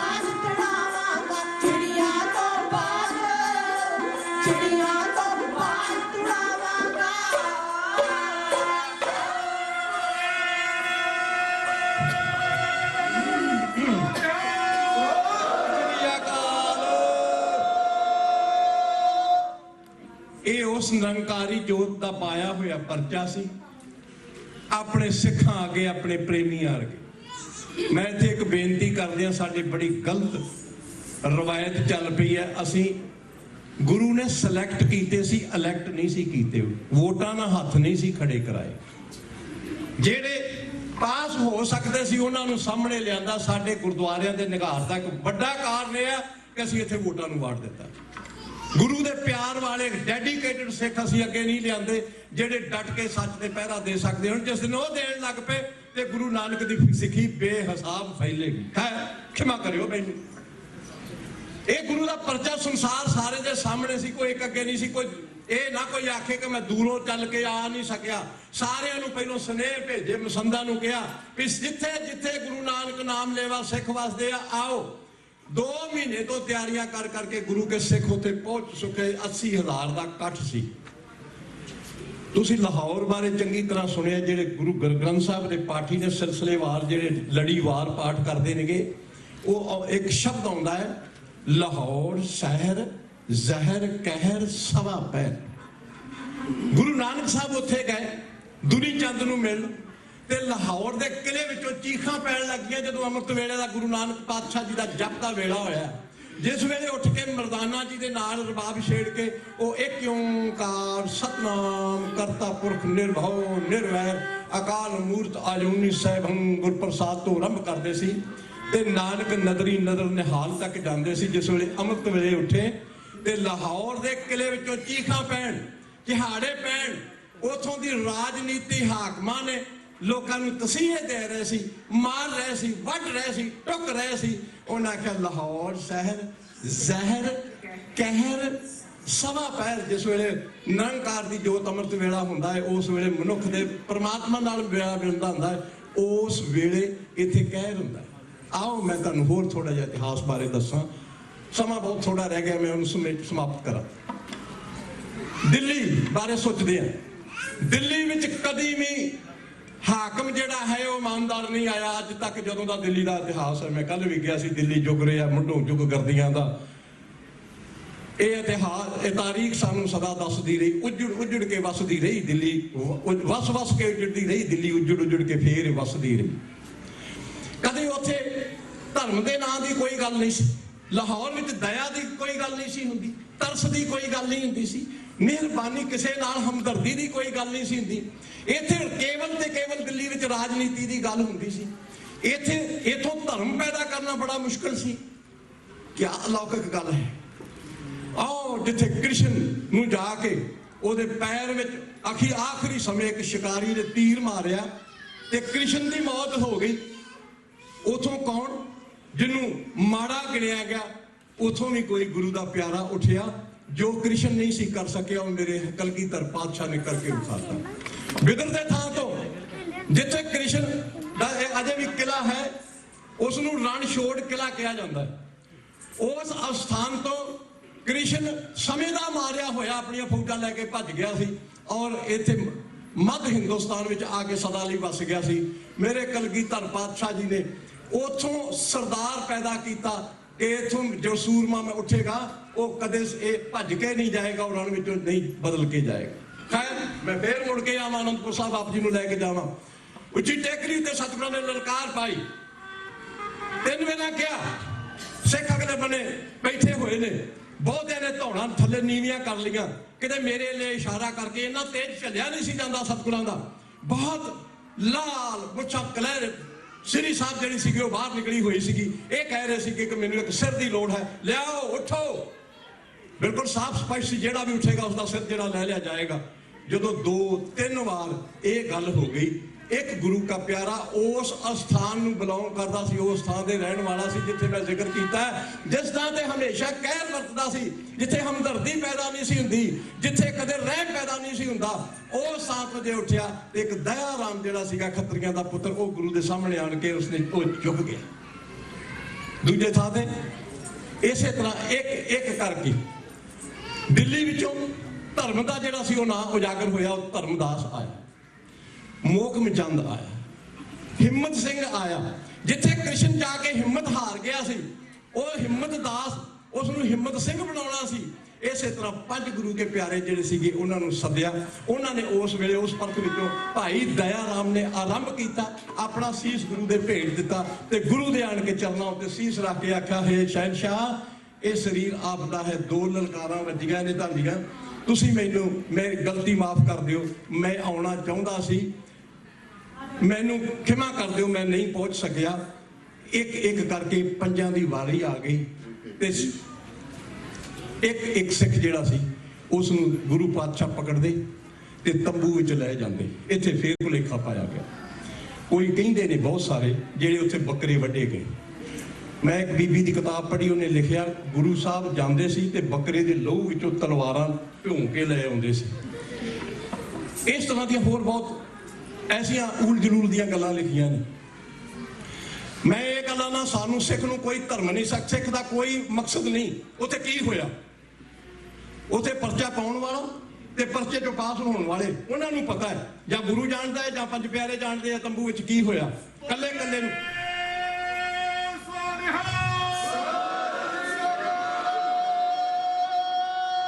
ਖੜਕਾ ਸੀਸ ਵੱਢਦਾ ਦਾ ਵੀ ਸਾਰਿਆਂ ਸੁਣਿਆ, ਲਹੂ ਡੁੱਲਦਾ ਵੀ ਸੁਣਿਆ, ਤੁਹਾਨੂੰ ਡਿੱਗਦਿਆਂ ਵੀ ਸਾਰੀ ਸੁਣੀਆਂ ਨੇ ਸੁਣਿਆ। ਇਸੇ ਕਰਕੇ ਅਖੀਰ ਤੱਕ ਜਿਹੜਾ ਸੀ ਉਹ ਦੀਵਾਨ ਹਾਲ ਜਿਹੜਾ ਸੀ ਉਹ ਸੰਗਤ ਵਿੱਚੋਂ ਬਹੁਤ ਹੀ ਜਿਹੜੀ ਸੰਗਤ ਤੋਂ ਦੌੜ ਕੇ ਜਾ ਚੁੱਕੀ ਸੀ। ਉਹ ਸੰਗਤ ਭੱਜਣਾ ਸ਼ੁਰੂ ਕਰ ਦਿੱਤਾ ਸੀ। ਵਾਰੀ ਵਾਰੀ ਉਸ ਥਾਂ ਤੋਂ ਗੁਰੂ ਸਾਹਿਬ ਨੇ ਇੱਕ ਐਡੀ ਵੱਡੀ ਕਰਾਮਾਤ ਕਰਕੇ ਵਿਖਾਈ। ਉਹਨਾਂ 5 ਨੂੰ ਵਾਰੀ ਵਾਰੀ ਲੈ ਕੇ ਗਏ ਤੰਬੂ ਵਿੱਚੋਂ। ਜਦੋਂ ਫੇਰ ਉਹ ਆਏ, ਉਹਨਾਂ ਨੇ ਸਤਿਗੁਰਾਂ ਨੇ ਉਹਨਾਂ ਨੂੰ ਆਪਣੇ ਨਾਲ ਖੱਬੇ ਬੰਨੇ ਖੜੇ ਕਰਕੇ ਇੱਕ ਛੋਟਾ ਜਿਹਾ ਲੈਕਚਰ ਦਿੱਤਾ। ਉਹ ਲੈਕਚਰ ਕੀ ਸੀਗਾ? ਇਹ ਮੈਂ ਤੁਹਾਨੂੰ ਆਪਣੇ ਪਿਆਰੇ ਬਣਾਇਆ ਹੈ, ਤੁਸੀਂ ਗੁਰੂ ਨਾਨਕ ਦੇ ਨਾਂ ਤੋਂ ਫਿਦਾ ਹੋਏ ਹੋ, ਤੁਸੀਂ ਸੰਸਾਰ ਦੀ ਸੇਵਾ ਕਰਨੀ ਹੈ। ਉਹਨੇ ਸਭ ਤੋਂ ਪਹਿਲਾਂ ਜੋ ਉਪਦੇਸ਼ ਦਿੱਤਾ ਉਹ ਕੇਸਾਂ ਦਾ ਦਿੱਤਾ।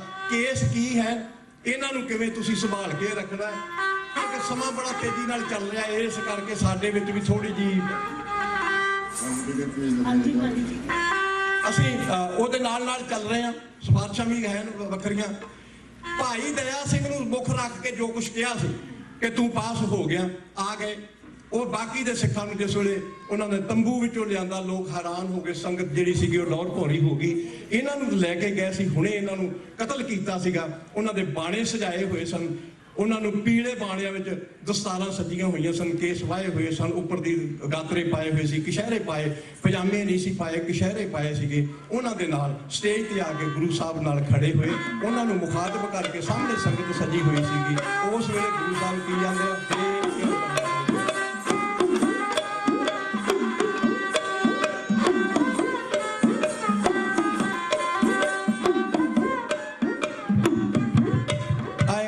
ਸੂਚਨਾ ਹੈ ਜੀ, ਕੋਈ ਗੱਡੀ ਗਲਤ ਖੜੀ ਕੀਤੀ ਹੋਗੀ, ਥੋੜਾ ਨੋਟ ਕਰਿਓ। ਥੋੜੇ ਸਮੇਂ ਗੁਰੂ ਪਾਤਸ਼ਾਹ ਸਾਹਿਬ ਨੇ ਪਹਿਲਾਂ ਬੇਨਤੀ ਕੀਤੀ ਸਾਡੀ ਹੈਲਪ ਕਰੋ। ਤੁਹਾਡਾ ਇਹ ਸਿਸਟਮ ਜਿਹੜਾ ਹੈ ਤੁਹਾਡੀ ਮਿਲਵਰਤਨ ਨਾਲ ਚੰਗਾ ਚੱਲੇਗਾ। ਭੈਣ ਭਰਾ ਦੀ ਗੱਡੀ ਆ, ਸਿਲਵਰ ਕਲਰ ਦੀ ਆ, ਲੈਕਸਸ SUV, ਉਹ ਐਡੀ ਗਲਤ ਜਗ੍ਹਾ ਖੜੀ ਕੀਤੀ ਆ ਜਿੱਥੋਂ ਗੱਡੀਆਂ ਲੋਕੀ ਟਰਨ ਕਰਕੇ ਜਾਂਦੇ ਨੇ। ਇਸ ਵਾਸਤੇ ਬਹੁਤ ਮੁਸ਼ਕਲ ਆ ਰਹੀ। ਜਿਸ ਭੈਣ ਭਰਾ ਦੀ ਗੱਡੀ ਹੈਗੀ ਲੈਕਸਸ ਸਿਲਵਰ ਰੰਗ ਆ, SUV ਹੈ ਟਰੱਕ, ਸੋ ਪਲੀਜ਼ ਜਿਹਦੀ ਗੱਡੀ ਉਹ ਮੂਵ ਕਰ ਲਿਓ ਉੱਥੋਂ। ਤੇ ਨਹੀਂ ਤੇ ਫਿਰ ਉਹ ਲੱਭਣ ਦੇ ਆਦਮੀ ਕਿ ਪਲੀਜ਼ ਨੂੰ ਇਹਨੂੰ ਗੱਡੀ ਕਰਾਂ ਮੂਵ ਕਰੀਏ ਤੇ ਮੁਸ਼ਕਲ ਹੋਏਗੀ। ਪਲੀਜ਼ ਕੋਈ ਹੈਲਪ ਕਰੋ ਭਾਈ। ਲੰਗਰ ਚੱਲ ਰਿਹਾ ਥੱਲੇ, ਲੰਗਰ ਛਕ ਕੇ ਇੱਥੇ ਆਪ ਰੱਖਦੇ ਜੋ ਆ ਕੇ। ਵਾਹਿਗੁਰੂ ਜੀ ਕਾ ਖਾਲਸਾ, ਵਾਹਿਗੁਰੂ।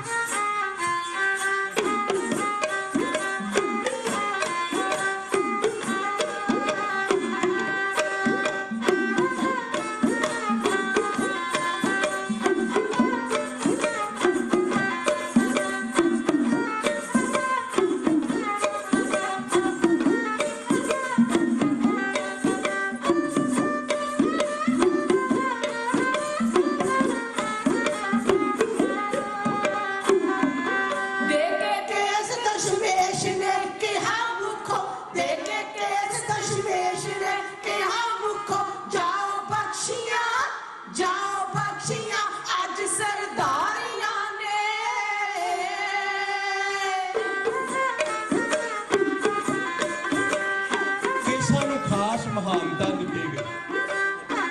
ਕੇਸ 2 ਵੇਰਾ, ਇੱਕ ਵੇਰਾ ਰਹਿਤਾਂ ਵਿੱਚ ਵੀ ਤੇ ਕੁਰੈਤਾਂ ਵਿੱਚ ਵੀ ਆਏ। ਸਭ ਤੋਂ ਪਹਿਲਾਂ ਹਜ਼ੂਰ ਨੇ ਕਿਹਾ ਕੇਸ ਰੱਖਣੇ ਹਨ, ਕੇਸ ਗੁਰੂ ਕੀ ਮੋਹਰ ਹਨ। ਕਿ ਜਦੋਂ ਕੁਰੈਤਾਂ ਆਈਆਂ ਉਹਦੇ ਵਿੱਚ ਵੀ ਸਭ ਤੋਂ ਪਹਿਲਾਂ ਕੇਸਾਂ ਨੂੰ ਕਿਹਾ ਗਿਆ कि जो केस कत्ल करेगा वो मेरा सिख नहीं। रहत प्यारी मुझको सिख प्यारा ना है। गुरु साहब ने पूछा गया बाद में, महाराज केसां नूं इन्नी महानता क्यों देण लगे हो? हजूर ने आख्या मेरे गुरु नानक दी बाणी पढ़िया करो। इस अज वैसाख दे दिहाड़े ते साखा वेश, कहंदे मैनू वैसाख भला साखा वेश करे। मैनू बड़ा चंगा लगदा है विसाख दा पहला दिन। वो इस करके भी हर जिउंदा बूटा उस दियां पत्तियां निकल आउंदियां ने। और जो मर्द मनुख है जो उसके सिर ते केस ना होणगे ओहदा पता ना लगेगा। निरंकार ने अपने आप केस दिते ने, निरंकार ने आप बूटियां नूं पत्तियां लाइयां ने, निरंकार ने आप फुੱਲ लाए ने। जिहड़ा ये केस ही कतल कर देगा ਉਹਦੇ अंदर धार्मिकता नहीं रहेगी। इस करके केसां दी संभाल करनी आ, केसां नूं साਂਭ के रखना है। मेरे सामने तां आउणा जे तुहाडे केस संपूर्ण होणगे। सुणो जी,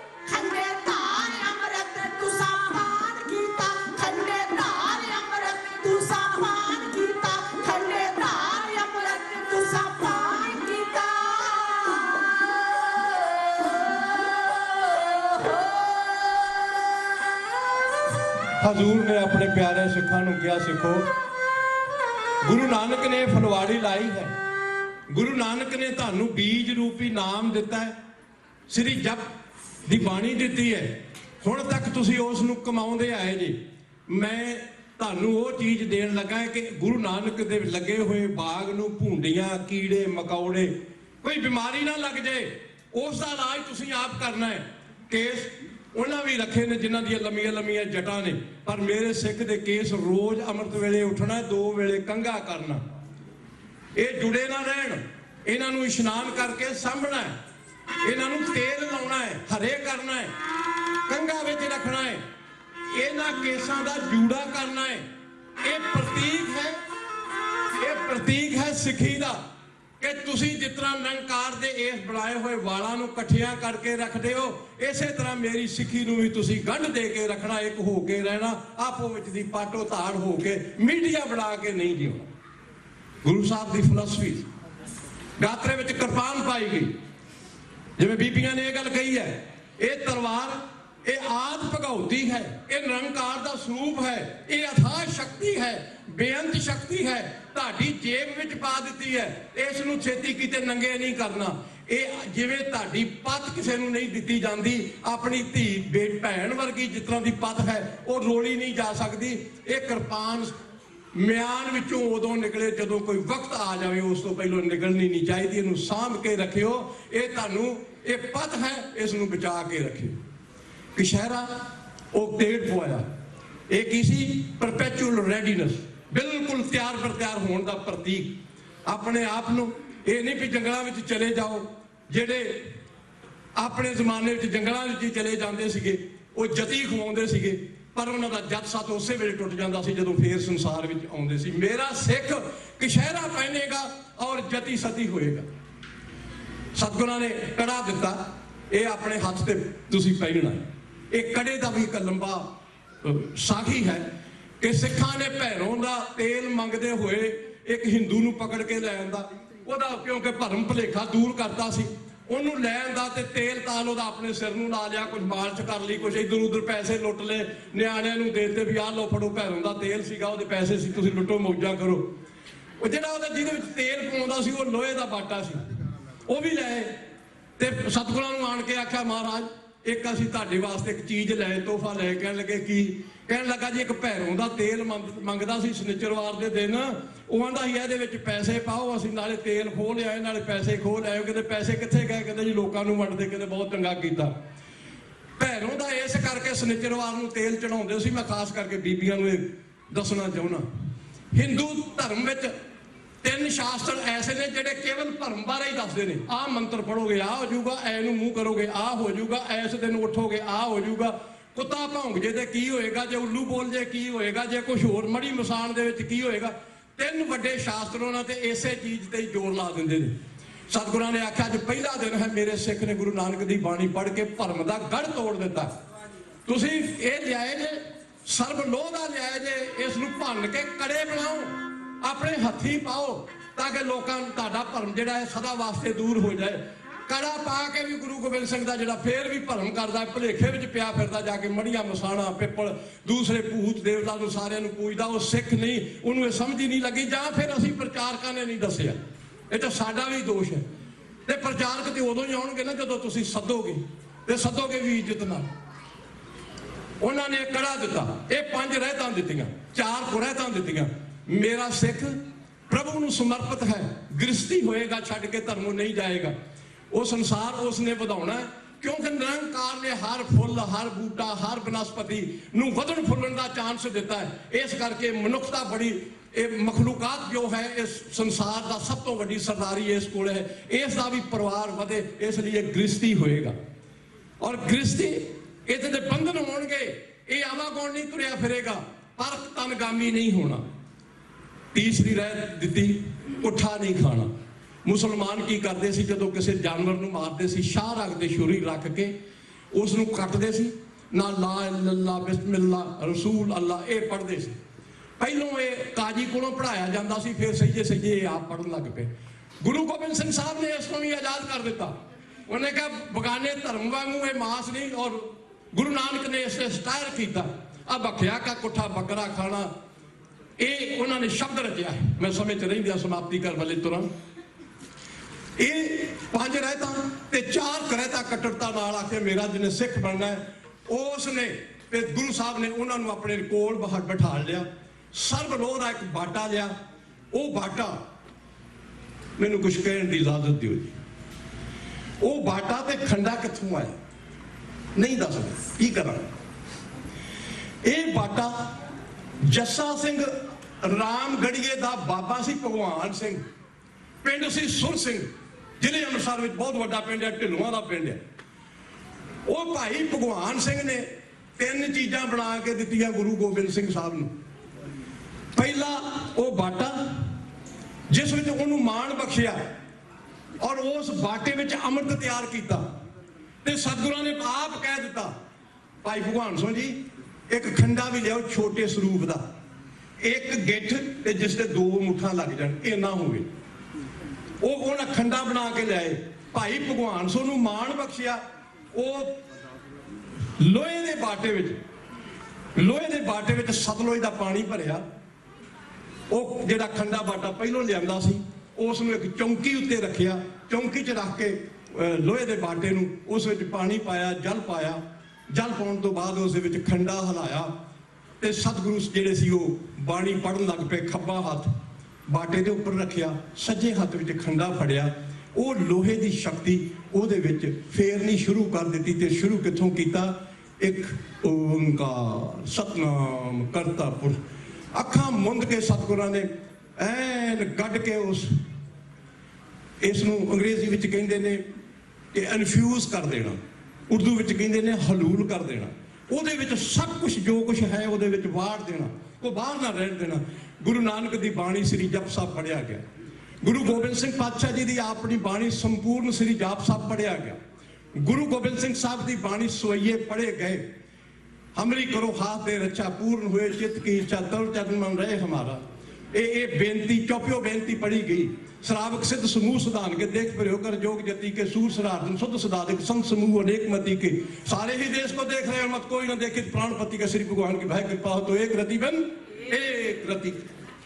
ये बाणी पढ़ी गई, 5वीं बाणी पढ़ी गई। उसी आनंद साहब गुरु अमरदास पातशाह जी सिੱਖੀ ਪੰਥ ਵਿੱਚ ਬਾਣੀ ਪੜ੍ਹਨ ਤੋਂ ਬਾਅਦ ਸਤਿਗੁਰੂ ਆਪ ਉੱਠੇ ਤੇ ਉਹ ਜੋ ਬਾਟੇ ਵਿੱਚ ਬਣਿਆ ਸੀ ਉਹ ਪਾਣੀ ਨਹੀਂ ਸੀ ਰਹਿ ਗਿਆ, ਹੁਣ ਉਹ ਅੰਮ੍ਰਿਤ ਹੋ ਗਿਆ ਸੀ। ਉਸ ਨਿਰੰਕਾਰ ਦੀ ਸ਼ਕਤੀ ਉਹਦੇ ਵਿੱਚ ਹਲੂਲ ਹੋ ਗਈ ਸੀ।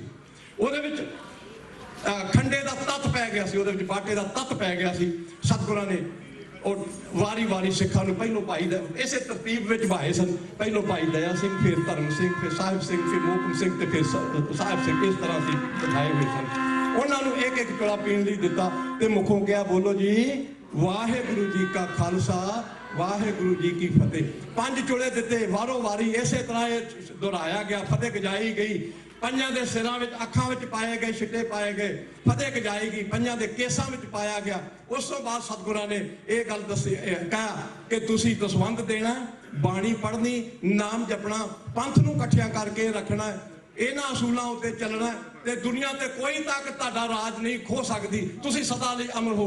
ਜਿਨ੍ਹਾਂ ਨੇ ਇਸ ਅੰਮ੍ਰਿਤ ਨੂੰ ਛਕਿਆ, ਉਹਨਾਂ ਨੇ ਕੁਰਬਾਨੀਆਂ ਕੀਤੀਆਂ, ਕੋਈ ਪਿਛਾਂਹ ਨਹੀਂ ਹਟਿਆ। ਉਹਨਾਂ ਨੂੰ ਪ੍ਰਣਾਮ ਜਾਂਦਿਆਂ ਮੇਰਾ ਜਥਾ ਜਿਹੜਾ ਉਹ ਦੇਣਾ ਚਾਹੁੰਦਾ ਹੈ। ਜਿਹੜੇ ਇਸ ਪੰਥ ਵਾਸਤੇ, ਇਸ ਗੁਰੂ ਵਾਸਤੇ, ਆਪਣੇ ਵਾਸਤੇ ਇੱਥੇ ਸ਼ਹੀਦ ਹੋ ਗਏ, ਉਹਨਾਂ ਨੂੰ ਇੱਕ ਸਾਡੀ ਵੱਲੋਂ ਸਲਾਮ, ਉਹਨਾਂ ਨੂੰ ਸਾਡੇ ਵੱਲੋਂ ਪ੍ਰਣਾਮ। ਇਹ ਕਿਉਂ ਤੁਹਾਨੂੰ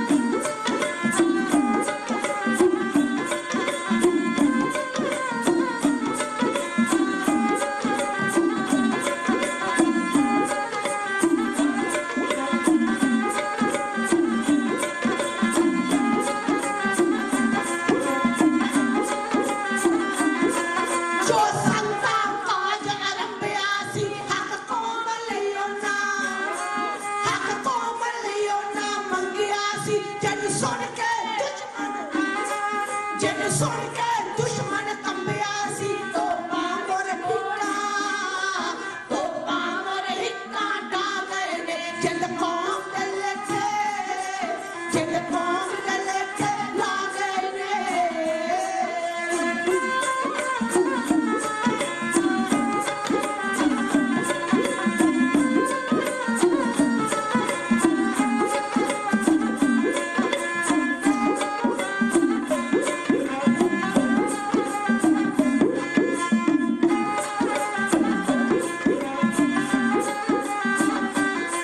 ਦੋ ਸੂਰੇ ਭਾਜੀ ਮੋੜ ਗਏ ਮਾਰ ਗੋਲੀਆਂ ਇੰਦਰਾ ਰੋੜ ਗਏ ਹੰਕਾਰ ਵੈਰਨ ਦਾ ਰੋੜ ਗਏ ਨਰਕਾਂ ਵਿੱਚ ਉਹਨੂੰ ਪਹੁੰਚਾ ਗਏ ਨੇ ਜਿੰਦ ਕੌਮ ਦੇ ਲੇਖੇ ਲਾ ਗਏ ਨੇ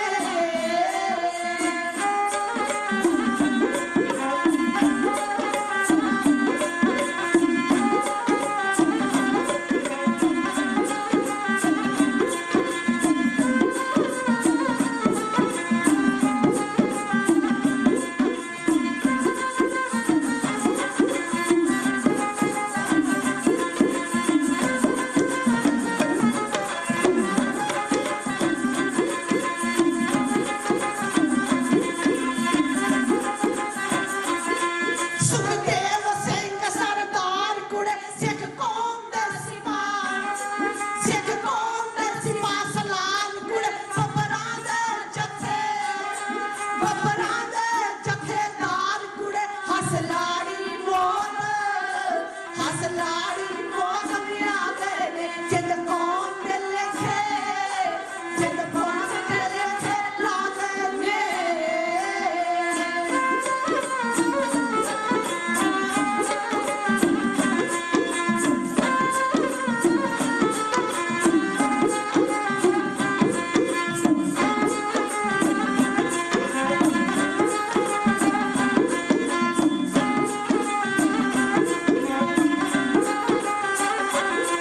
ਪੁੱਤ ਸਿੰਘ ਵਾਲਾ ਕਰਕੇ ਕਮਾਲ ਗਿਆ ਬਣ ਚੰਦੜਾ ਕੌਮ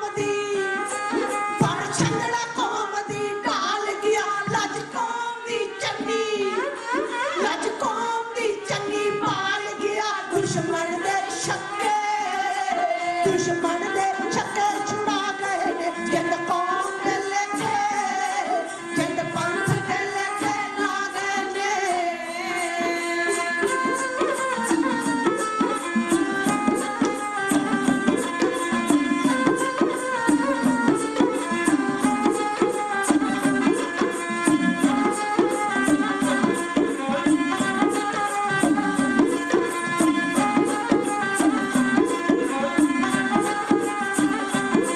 ਲਾਭ ਸਿੰਘ ਵੈਲੀ ਨੂੰ ਲੱਭਦਾ ਸੀ ਅਵਤਾਰ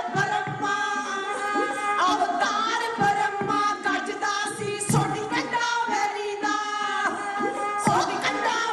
ਦਾ ਕੱਢਦਾ ਸੀ ਲੋਹੇ ਦੇ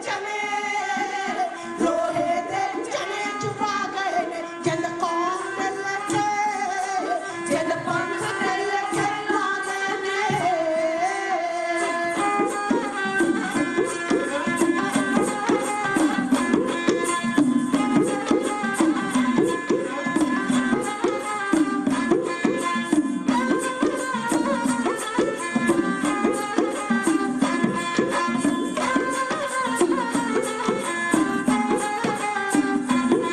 ਨਹੀਂ ਰੀਸਾਂ ਤਲਾਵਰ ਸ਼ੇਰ ਦੀਆਂ ਮੋਰਾਂ ਵਾਲੀਆਂ ਮਰਦ ਗਲੇਰ ਦੀਆਂ ਉਸ ਕਹਿਰੀ ਬੱਬਰ ਸ਼ੇਰ ਦੀਆਂ ਸ਼ਹੀਦਾਂ ਵਿੱਚ ਨਾਮ ਲਿਖਾ ਗਏ ਨੇ ਜਿੰਦ ਕੌਮ ਦੇ ਲੇਖੇ ਜਿੰਦ ਪੰਥ ਦੇ ਲੇਖੇ ਲਾ ਗਏ ਨੇ ਜਿੰਦ ਕੌਮ ਦੇ ਲੇਖੇ ਜਿੰਦ ਪੰਥ ਦੇ ਲੇਖੇ ਲਾ ਗਏ ਨੇ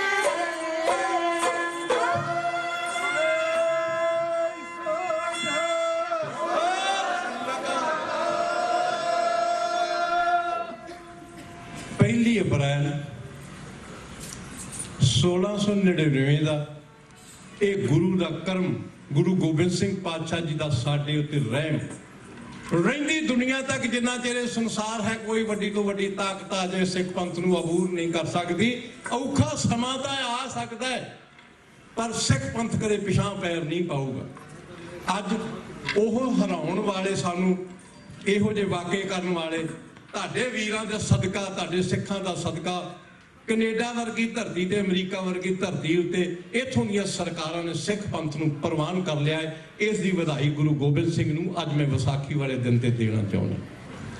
ਇੱਕ ਦੋ ਸਿਰਫ ਸੂਚਨਾਵਾਂ ਦੇਣੀਆਂ ਚਾਹੁੰਦਾ। ਇੱਕ ਸੂਚਨਾ ਇਹ ਕਿ ਉਸੇ ਭਾਈ ਭਗਵਾਨ ਸਿੰਘ ਨੇ 2 ਸ਼ਸਤਰ ਬਣਾਏ ਸਨ।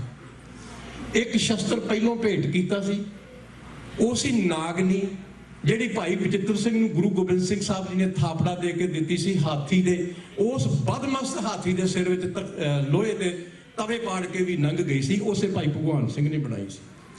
ਉਸ ਤੋਂ ਬਾਅਦ ਬਾਬਾ ਦੀਪ ਸਿੰਘ, ਉਹਨਾਂ ਦੇ ਗੁਆਂਢੀ ਪਿੰਡ ਸੁਰ ਸਿੰਘ ਦਾ ਤੇ ਸਾਡਾ 3 ਮੀਲ ਦਾ ਫਰਕ ਹੈ, ਤੇ ਬੜੀ ਸਾਂਝ ਸੀ, ਬੜੇ ਪ੍ਰੇਮੀ ਸਨ। ਉਹਨਾਂ ਜਾ ਕੇ ਆਖਿਆ, ਬਾਬਾ ਜੀ ਐਡੀ ਤੁਸੀਂ ਕਿਰਪਾ ਕੀਤੀ ਹੈ, ਬਚਿੱਤਰ ਸਿੰਘ ਨੂੰ ਐਡਾ ਖੂਬਸੂਰਤ ਹਥਿਆਰ ਬਣਾ ਕੇ ਦਿੱਤਾ, ਕਿਤੇ ਮੇਰੇ ਤੇ ਵੀ ਹੋ ਕੇ ਕਿਰਪਾ ਹੋਏਗੀ। ਕਿ ਉਹ ਲੋਹੇ ਦਾ ਡਲਾ ਕਿਸੇ ਨੇ ਲਿਆਣ ਕੇ ਸੁੱਟਤਾ, ਬਰਾਦਰੀ ਕਰਕੇ ਲੋਹਾਰ ਸਨ। ਉਹਨਾਂ ਕਿਹਾ, ਦੇਖੋ ਆ ਤੁਹਾਡੇ ਖਰਿਆ ਤੁਹਾਡੇ ਵਾਸਤੇ ਭੇਟਾ ਆ ਗਈ ਆ, ਮੈਂ ਕੋਸ਼ਿਸ਼ ਕਰਾਂਗਾ। ਉਹ ਕਹਿਣ ਲੱਗਾ, ਜੀ ਜਿੰਨਾ ਵੱਡਾ ਮਰਜ਼ੀ ਹੋਵੇ ਵੱਡਾ ਡਲਾ, ਇਹਦਾ ਸਾਰੇ ਦਾ ਹੀ ਜਿਹੜਾ ਉਹ ਤੁਸੀਂ ਮੈਨੂੰ ਸ਼ਸਤਰ ਬਣਾ ਦਿਓ। ਉਹਨਾਂ ਕਿਹਾ ਫਿਰ ਖੰਡਾ ਬਣੇਗਾ।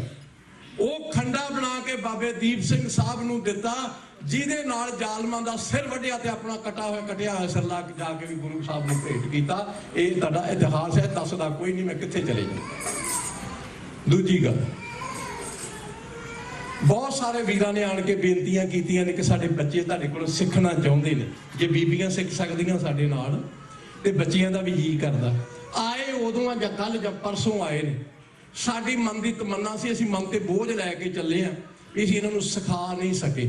ਜੇ ਨਿਰੰਕਾਰ ਨੂੰ ਮਨਜ਼ੂਰ ਹੋਇਆ, ਜੇ ਸਤਿਗੁਰੂ ਨੇ ਕਿਰਪਾ ਕੀਤੀ, ਜਥਾ ਦੁਬਾਰਾ ਆਇਆ ਇੱਥੇ, ਤੇ ਅਸੀਂ ਤੁਹਾਨੂੰ ਪਹਿਲੋਂ ਇਨਫਾਰਮ ਕਰਾਂਗੇ, ਢੱਡਾਂ ਲੈ ਛੱਡਿਓ, ਸਰੰਗੀਆਂ ਲੈ ਛੱਡਿਓ, ਤੁਹਾਡੇ ਜਥੇ ਤਿਆਰ ਕਰਕੇ ਜਾਵਾਂਗੇ, ਔਰ ਭੇਟਾਂ ਨਹੀਂ ਲਵਾਂਗੇ, ਮੁਫਤ ਕਰਾਂਗੇ।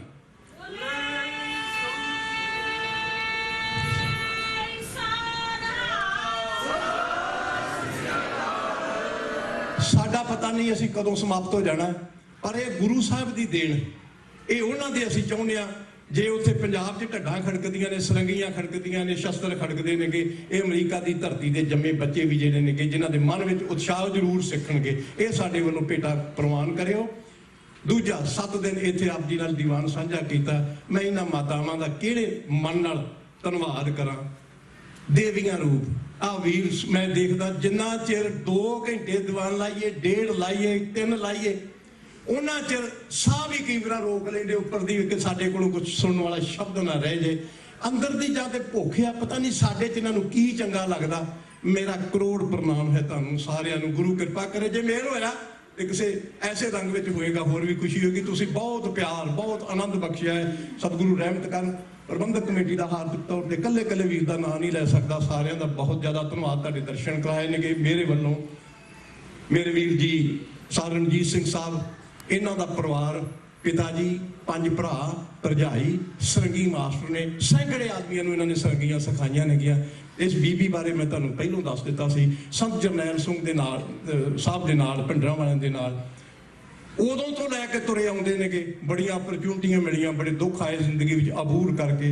ਬੀਬੀ ਜਸਪਾਲ ਕੌਰ ਨਾਭੇ ਵਾਲੀ ਸਾਡੇ ਨਾਲ ਹੈ। ਇਹ ਬੀਬੀ ਨਵਜੋਤ ਕੌਰ, ਇਸ ਦੀ ਛੋਟੀ ਭੈਣ ਵਰਗੀ ਇਹਨਾਂ ਨੇ ਭੈਣਾਂ ਬਣੀਆਂ ਹੋਈਆਂ ਨੇ। ਇਹ ਸਾਡੇ ਨਾਲ ਦਾਸ ਬਚਿੱਤਰ ਸਿੰਘ, ਪਿੰਡ ਸਖੀਪੁਰ, ਜ਼ਿਲ੍ਹਾ ਅੰਮ੍ਰਿਤਸਰ ਸਾਹਿਬ ਤੋਂ। ਉੱਥੇ ਗੁਰੂਆਂ ਦੀ ਰਹਿਮਤ ਹੈ। ਮੈਂ ਗੁਰੂ ਅਰਜਨ ਦੇਵ ਜੀ ਚਰਨਾਂ ਦੀ ਧੂੜ ਮਸਤਕ ਨੂੰ ਲਾ ਕੇ ਆਪ ਜੀ ਨੂੰ ਸਲਾਮ ਕਰਦਾ ਹਾਂ। ਉਹਨਾਂ ਭੁੱਲਾਂ ਝੋਲੀ ਮੇਰੀ ਝੋਲੀ ਵਿੱਚ ਜਥੇ ਦੀ ਚ ਪਾ ਦਿਓ। ਫਤਿਹ ਦਾ ਜਵਾਬ ਫਤਿਹ ਵਿੱਚ ਦਿਓਗਾ, ਜੋ ਅੱਜ ਕੇ ਫਤਿਹ ਪ੍ਰਵਾਨ ਕਰਨੀ ਜੀ। ਵਾਹਿਗੁਰੂ ਜੀ ਕਾ ਖਾਲਸਾ, ਵਾਹਿਗੁਰੂ ਜੀ ਕੀ ਫਤਿਹ। ਗੁਰੂ ਪਿਆਰੇ ਸਾਧ ਸੰਗਤ ਜੀ, ਇੱਕ ਵਾਰ ਫਿਰ ਆਪ ਜੀ ਨੂੰ ਖਾਲਸਾ ਸਾਜਨਾ ਦਿਵਸ ਤੇ ਕੋਟਾਨ ਕੋਟ ਲੱਖ ਵਧਾਈਆਂ, ਮੁਬਾਰਕਾਂ ਹੋਣ। ਅੱਜ ਆਪ ਜੀ ਨੇ ਵੀ ਪਤਾ ਹੋਏਗਾ ਕਿ ਅੱਜ ਗੁਰੂ ਤੇਗ ਬਹਾਦਰ ਸਾਹਿਬ ਜੀ ਦਾ ਅੱਜ ਪ੍ਰਕਾਸ਼ ਪੁਰਬ ਵੀ ਹੈ। ਸੋ ਬਹੁਤ ਧੰਨਵਾਦ, ਆਪ ਜੀ ਨੇ ਬੈਠ ਕੇ ਬਹੁਤ ਸੁਖ ਸ਼ਾਂਤੀ ਨਾਲ ਬੜੇ ਪੀਸਮਈ ਤਰੀਕੇ ਨਾਲ ਸ਼ਰਵਣ ਕੀਤਾ। ਸੋ ਮੈਂ ਬੇਨਤੀ, ਸਭ ਤੋਂ ਪਹਿਲਾਂ ਬੇਨਤੀ, ਇੱਕ ਸੂਚਨਾ ਦੇ ਦਈਏ, ਫਿਰ ਭਾਈ ਸਾਹਿਬ ਨੂੰ ਸਰਪੌਤ ਦੀ ਬਖਸ਼ਿਸ਼ ਕਰਨਗੇ।